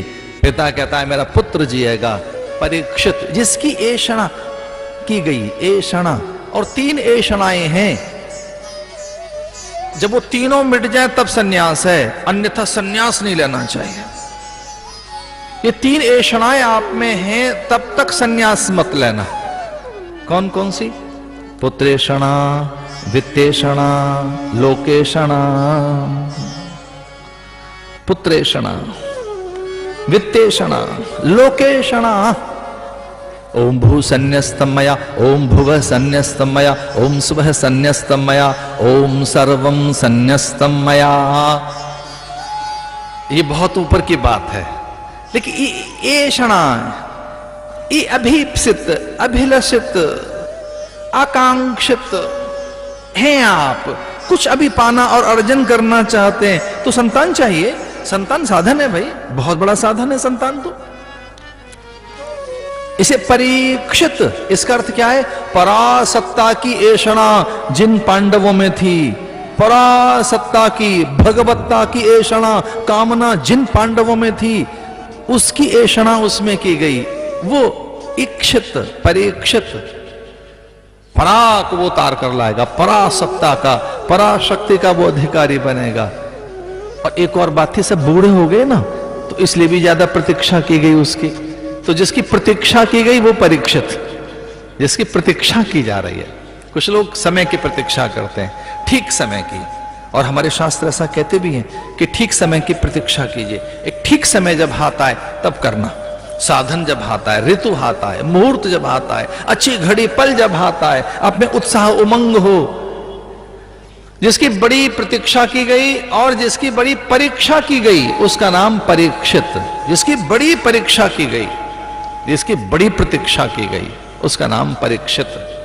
और परीक्षित के जन्म के समाचार ने वैराग्यानुभूति दी, सत्यान्वेषण के लिए, परमार्थ की प्राप्ति के लिए, प्रकाश मार्ग के लिए प्रेरणा दी। कैसी संतानें? पैदा होते ही मुक्ति की भावना पैदा हो गई, बंधन की भाव नहीं, पारिवारिक उलझन नहीं। तो कैसा बालक पैदा हुआ कि बालक पैदा हुआ और भगवत भजन की कामना बनी, सन्यास की भावना बनी, हिमालय जाने की प्रेरणा बनी, गृह त्याग की भूमिका बन गई। हमारे शास्त्र कहते हैं कि ये दो चीजें आपके पास नहीं है तो अभ्यास नहीं होगा। सही अभ्यास बिना वैराग्य के नहीं हो सकता। और चित्त की वृत्तियों को निरुद्ध करने के लिए, मन को नियंत्रित करने के लिए दो वस्तुएं चाहिए। एक है वैराग्य, दूसरा है अभ्यास। अभ्यास वैराग्याभ्याम तन्निरोध। जो कभी कभी साधु महात्माओं से ऐसा पूछते हैं कि हमारा मन नहीं लगता, ये टिकता नहीं है, ये नियंत्रित नहीं होता, चित्त की वृत्तियां स्थिर नहीं होती, एकाग्रता हाथ नहीं लगती, भैया उनके लिए ये उत्तर है भागवत में। पतंजलि उनके लिए उत्तर दे रहे हैं, मन नहीं लगता महाराज, टिकता नहीं है मन। अभ्यास तो करते हैं, भोर में सायं में नियमों का निर्वहन तो करते हैं, दिया बाती भी करते हैं, नित्य नैमित्तिक कर्म भी करते हैं, उपासना और उपवास में कभी कमी छोड़ी नहीं, माला खूब जपते हैं, दिया बाती कभी बंद किया नहीं। हमने तो कभी ऐसा नहीं किया कि जल न चढ़ाए हो सूर्य को, तुलसी को अर्घ न दिया हो, गौ ग्रास न निकाला हो, प्रातःकाल यज्ञ न किया हो। मन नहीं टिकता महाराज। पाठ तो करते रहते हैं, पूजा तो करते रहते हैं, पाठ तो हमने बहुत कर लिए, पूजा खूब करते हैं हम तो, मन नहीं लगता, टिकता नहीं है, एकाग्रता नहीं हाथ लगती। तो इसका अर्थ है कि एक ही पहिए से गाड़ी चल रही है और वो कभी नहीं चलेगी। साधना की गाड़ी में दो पहिए चाहिए। कौन कौन से? वैराग्याभ्याम तन्निरोध। अभ्यास वैराग्याभ्याम तन्निरोध। अभ्यास वैराग्य। कुछ लोग अभ्यास तो कर रहे हैं, बिना वैराग्य के कर रहे हैं, बिना वैराग्य के। और वैराग्य केवल सन्यासी के लिए नहीं बताया, साधु के लिए नहीं बताया, वैराग्य तो निधि है। बिना अभ्यास और वैराग्य के करोगे साधना अधूरी है। इसलिए वैराग्य भी आपके पास हो। और वैराग्य अग्नि का नाम है, जैसे कामाग्नि, क्रोधाग्नि, जठराग्नि।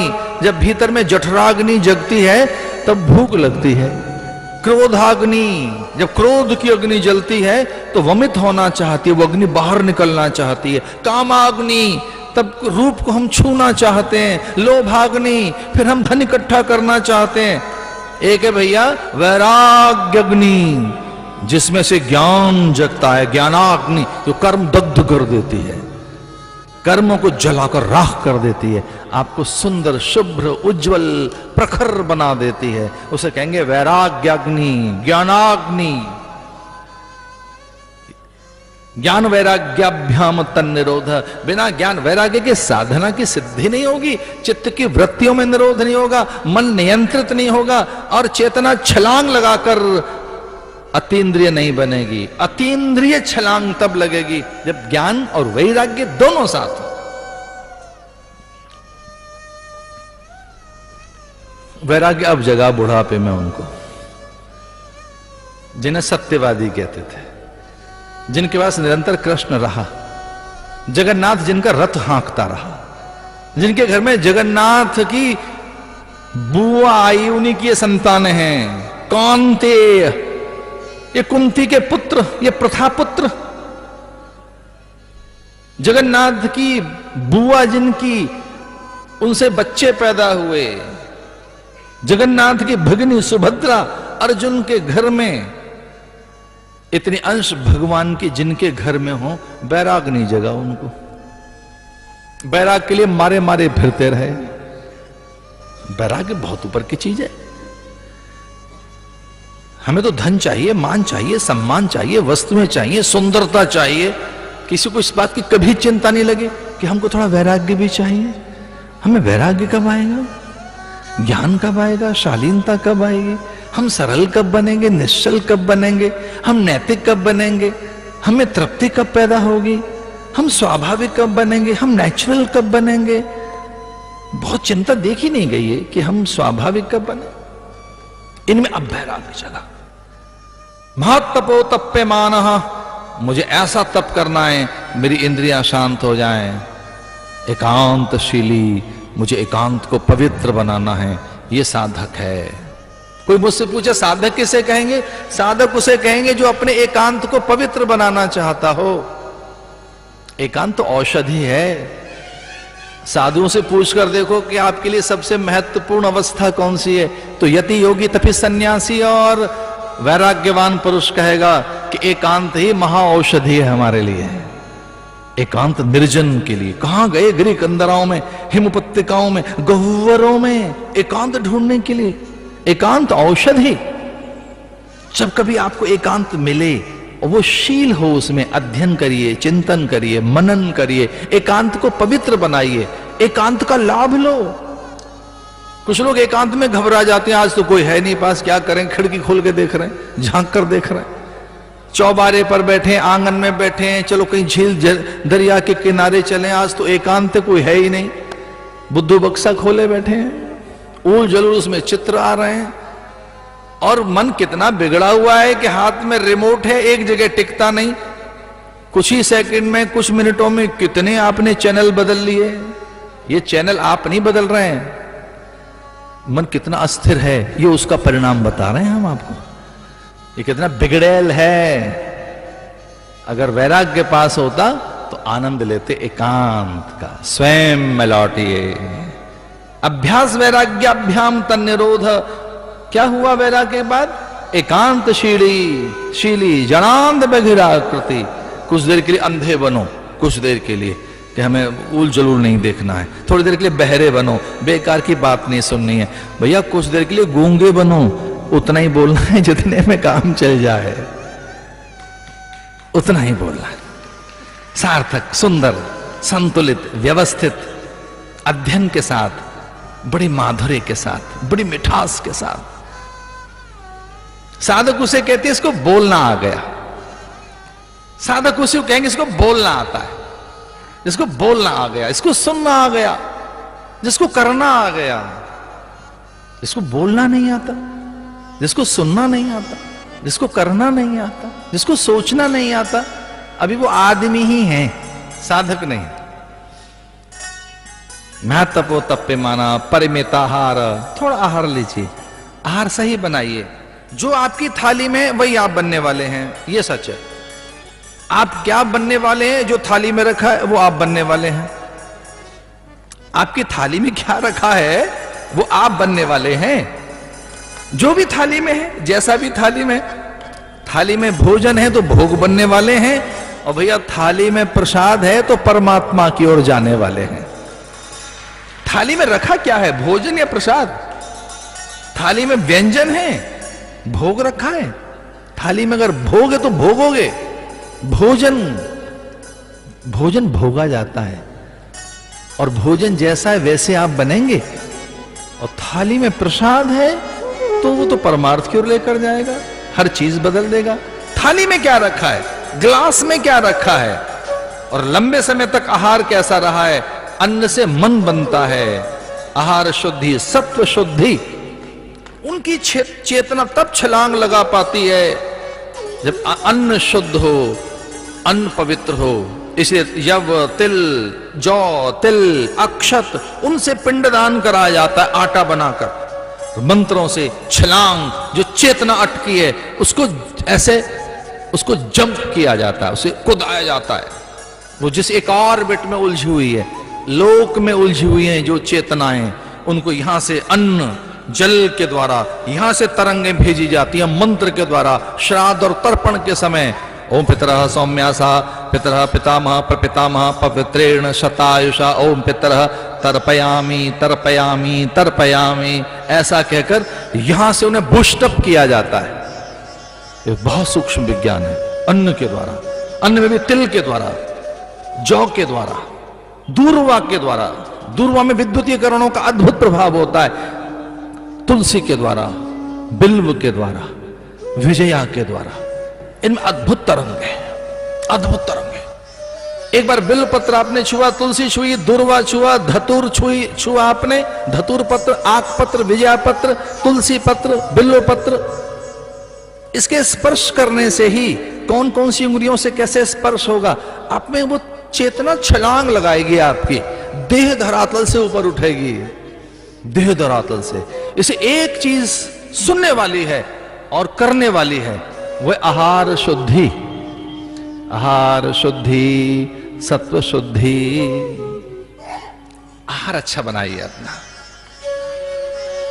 मैं तपो तप्यमाना परमेतार एकांतशीली। और क्या करें?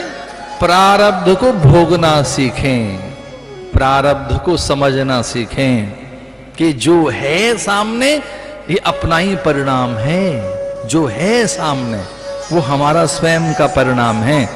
तो कैसे इसे जिए? वो हिमालय चले गए, उत्तराखंड, उत्तरांचल, जहां उत्तर मिलते हैं जीवन के। वैसे तो धरती का कोना कोना पवित्र है। मेरी ऐसी मान्यता है कि इस ब्रह्मांड का हर कोना पवित्र है, हर भूमि पवित्र है। ऐसा कैसे कह सकते हैं कि कोई एक ही स्थान पवित्र है? ब्रह्मांड में जो जितने कोने, जितनी दिशाएं हैं, जितनी भूमि है, जितना आकाश है, सब भगवान का है। जब सभी भगवान है तो ये कैसे कहें कि एक ही कोना बहुत बड़ा है?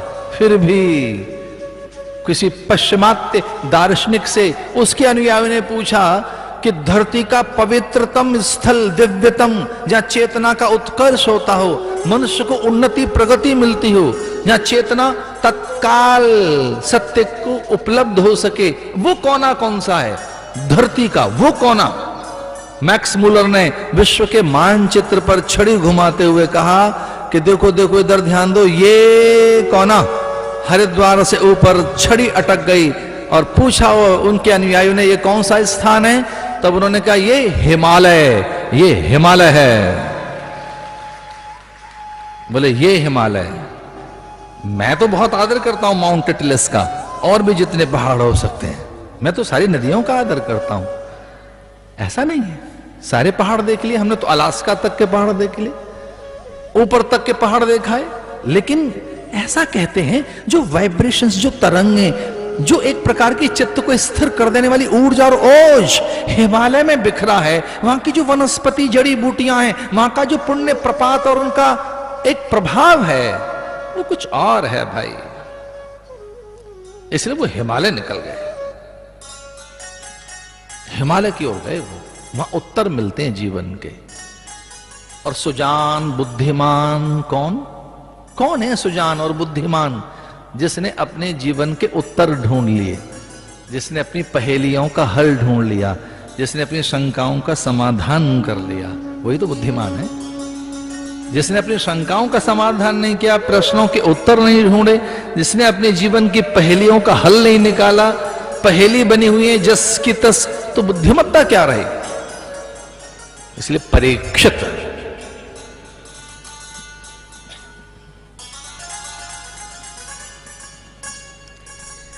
तीन अश्वमेध यज्ञ किए परीक्षित ने, घोड़ा छुआ नहीं किसी ने। अश्वमेध यज्ञ में घोड़ा दौड़ाया जाता है और जो घोड़ा पकड़ ले वो युद्ध करता है। घोड़ा नहीं किसी ने छुआ, सबने आधीनता स्वीकार कर ली। सब राजाओं ने कहा कि हम आपके किसी बल, पौरुष, पराक्रम और आपकी सेना से प्रभावित नहीं है। सारे संसार के राजा झुक गए परीक्षित के चरणों में, कहने लगे हम तो आपके व्यक्तित्व से प्रभावित हैं, आपकी वाणी के माधुर्य से, आपके चिंतन चरित्र से, आपके आचरण से, आपकी सौम्यता विनम्रता से, आपके सद्गुण हमको आकर्षित करते हैं। आप तो हमारे लिए आदर्श पुरुष हैं। इसलिए अपना व्यक्तित्व बड़ा बनाओ, बढ़िया व्यक्तित्व बनाइए, अच्छा व्यक्तित्व बनाओ। और बनता है वाणी से, बनता है व्यक्तित्व, दृष्टि से बनता है। एक बड़ा व्यक्तित्व बनाइए अपना। बड़ा महल न भी बन सके तो बड़े विचार तो बन सकते हैं, बड़े विचार तो बनाए जा सकते हैं, बड़ी सोच बनाई जा सकती है। एक बड़ा महल तो नहीं बना सकते, पर बड़ी सोच तो बना सकते हैं, बड़े विचार तो बना सकते हैं। वो बड़प्पन लाइए आप। आइए परीक्षित के चरित्र में चलते हैं। सद्गुणों के संचय से मैंने बात शुरू की कि कैसे गुणों का संचय करें, किस प्रकार से अभ्यास करें, ज्ञान वैराग्य को कैसे इकट्ठा करें, तुलसी की चौपाई के साथ में। और ये मुझे बहुत आकर्षित करती है चौपाई। इस चौपाई के साथ चलते हैं।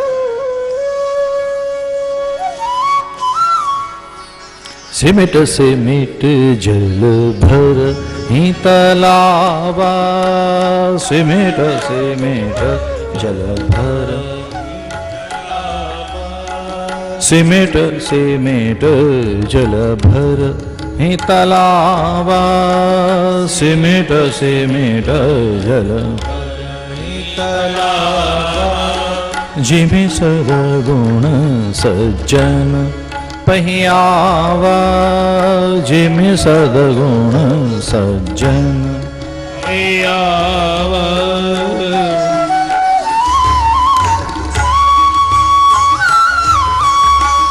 सिमिट सिमिट जल भरहि तलावा, जिमि सद्गुण सज्जन पैयावा। सिमिट सिमिट जल भर ही तलावा, सिमिट सिमिट जल भर ही तलावा।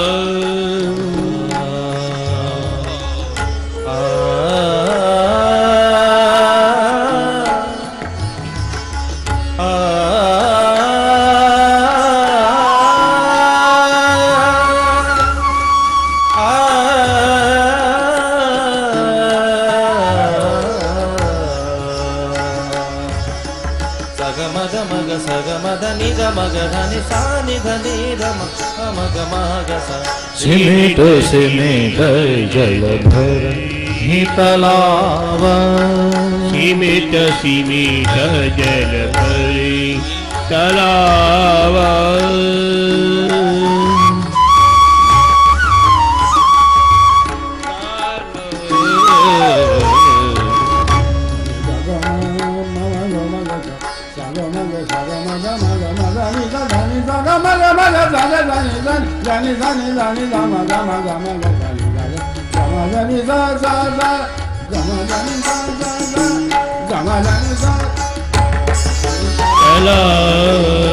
धीमी सज्जन पैयावा, सिमिट सिमिट जल सिमिट सिमिट जल भरहि तलावा, जिम सद्गुण सज्जन पैयावा, सिमिट सिमिट जल तलावा। जैसे एक एक बूंद से घट भर जाता है, जैसे जल का स्वभाव है कि वो निचले स्तर की ओर दौड़ता है। नदियां पहाड़ों की ओर नहीं दौड़ती, जल पहाड़ पर नहीं चढ़ता, पहाड़ बहुत ऊंचे, ऊंचे से जल नीचे आता है, ऊंचाइयों से जल नीचे आकर सरिताओं के साथ सिमटता हुआ सागर की ओर दौड़ता है। ऐसा कभी नहीं होता कि सागर पहाड़ चढ़ता हो, सागर कभी पहाड़ नहीं चढ़ता। हां, कभी सागर का मन हो कि मुझे मीठा बनकर बरसना है तो बादलों के साथ जुड़ता है, आकाश तक पहुंचता है, फिर नीचे धरती पर आता है। उसे लगता है कि मीठा बनना है तो बादलों के साथ जुड़ता है, वाश बनकर, भाप बनकर बादलों के पंख के साथ उड़ता है। बड़ी सुंदर सी कथा है भागवत की, धन्या भागवती वार्ता। ऐसा कहते हैं भागवत की वार्ता धन्यता लाती है। सर्व सिद्धांत निष्पन्नम, सारे सिद्धांत इसमें छुपे हैं। सर्व सौख्य कर्म शुभम, जीवन की शुभता, सौख्यता, पवित्रता इसमें छुपी है। परीक्षित पूरी धरती के स्वामी बन गए और 32 वर्ष तक कलयुग प्रतीक्षा करता रहा उनकी। अगर आप साधक हैं तब क्रूर ग्रह, नीच ग्रह, ऐसे ग्रह जिसमें कई बार आपके आसपास में भौतिकी आर्थिक असंतुलन दिखता है, उसी के नाम तो ग्रहों का प्रभाव है और क्या है। कुछ आपकी भौतिकी आर्थिक अनुकूलताएं जब आपके हाथ नहीं होती, सांसारिकता आपकी जब सरक जाए, कुछ सम्मान न मिले, स्वास्थ्य ठीक न हो, शरीर ठीक न रहे, इसी का नाम तो ग्रहों की प्रतिकूलता है। 32 वर्ष तक कलयुग प्रतीक्षा करता रहा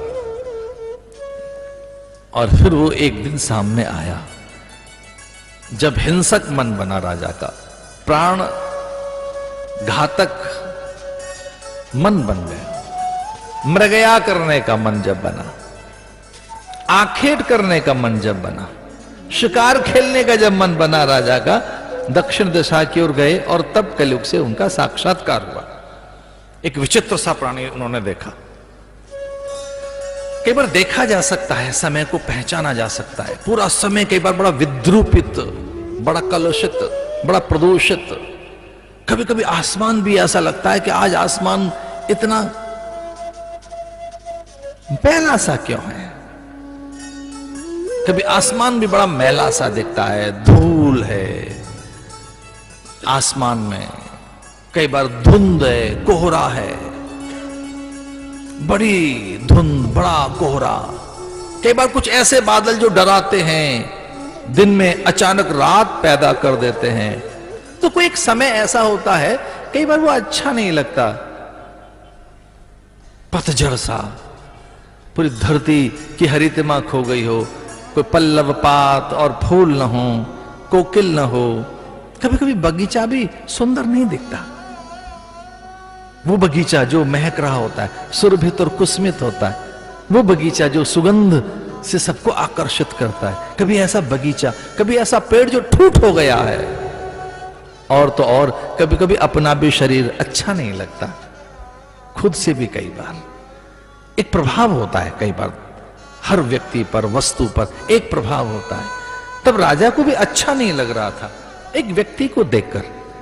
किसको देखकर बहुत अच्छा लगता है? जो सभ्य हो, शिष्ट हो। किसे देखकर अच्छा लगता है? जो संयत हो, शालीन हो, जो निष्ठावान हो, चरित्रवान हो। किन्हें देखकर अच्छा लगता है? उनको देखकर तो पुण्य पताएगा ही। साधु नाम दर्शनम पुण्यम, संत दरस में पातक टरहि, ऐसा बताएगा। कुछ औषधियां ऐसी, उनका स्पर्श करने से ही चेतना उन्नत होगी, बड़ी ऊर्जा मिल जाएगी। कुछ औषधियां तो ऐसी बताई गई, छुओगे तो छूने के साथ ही, स्पर्श के साथ ही एक गंध मिल जाएगी। अब तो ये चिकित्सा विज्ञान कहां पहुंचा है कि आप केवल स्पर्श कर दें, आप केवल देख भर लें, पुतलियां अपनी हिला दें, तो उससे ही पता लग जाएगा भीतर किस प्रकार के गुण सूत्र हैं आपके। यहां तक पहुंच गया चिकित्सा विज्ञान। राजा ने पूछा था कि मैं पहली बार कोई एक अपराधी व्यक्ति देख रहा हूं जो बड़ा दुस्साहसी है, मेरे सामने खड़ा है। तू कौन है भाई? तेरी आंखें लाल लाल अंगारे की तरह से दिख रही हैं, दुर्गंध तेरी देह से, बिखरे हुए तेरे बाल, ओठ चबा रहा है तू, दुर्गंध के साथ साथ तुझमें छल भी दिख रहा है। एक अधम प्राणी, ऐसा लग रहा है कि तूने बड़ा कोई अपराध किया है, बड़े नियम तोड़ दिए तूने सारी मर्यादाओं को तोड़ दिया है। तू किसी वर्जना सीमा को मानने वाला नहीं है, तू बड़ा हिंसक प्राणी है। तू लोभ और अपने लाभ के लिए किसी के भी प्राण ले सकता है। कौन है भाई? क्या तूने कोई दुराचार, पापाचार किया है? तूने कोई अत्याचार किया है? तूने कभी किसी के अनायास अकारण प्राण छीन लिए हैं? कौन है? वो पुरुष कहता है, महाराज मैं तो काल हूं, जब इस धरती पर सत्यता रहती है तब मैं सत्युग कहलाता हूं। भारी तप के समय जब सत्यता खो जाती है, केवल यज्ञ रह जाता है, तो मैं त्रेता कहलाता हूं। जब त्रेता और सत्य दोनों नहीं रहते, दान रह जाता है, तो मैं द्वापर कहलाता हूं। और जब ये तीनों चीजें खो जाएं तो मैं फिर कलयुग कहलाता हूं। कलयुग, कल पुर्जों का युग, यंत्र का युग। कलयुग माने फिर यंत्र की अधीनता का युग हूं मैं तो यंत्रों के अधीन हूं, पदार्थों के अधीन हूं, मशीन के अधीन हूं। भागवत में कहा है मशीनी युग आएगा, कल पुर्जों का युग आएगा। कल पुर्जे, कलो युग, कल युग यानी पुर्जों का युग, मशीन का युग, तकनीक का युग। और कैसी तकनीक आई? सूचना की तकनीक, संचार की क्रांति कैसी पहुंची? ये कौन सा युग है? तकनीक का युग, संचार का युग, कल पुर्जों का युग, मशीन का युग। जब कोई बात पूछनी है तो दादी अम्मा और बुजुर्गों से, गुरुओं से के पूछे, www और गूगल में डाल दो, पूछ लो क्या पूछना है। अरे कमाल करते हो, कोई बात पूछनी है तो पूछो दादी अम्मा से, अरे पूछो, मुहूर्त पूछना है गुरुओं से, संत सत्पुरुषों से, माता पिता से, संत जनों से, एक बजरबट्टू हाथ में और उसमें कुछ डाल के ढूंढ रहे हैं। अब पूनम कब है, तिथि, अरे भी उसमें पता ही लगेगा तिथि क्षय कब है, किस डिग्री पर सूरज कहां है। वो कहते हैं हमारा वो भी पता लगा लेंगे।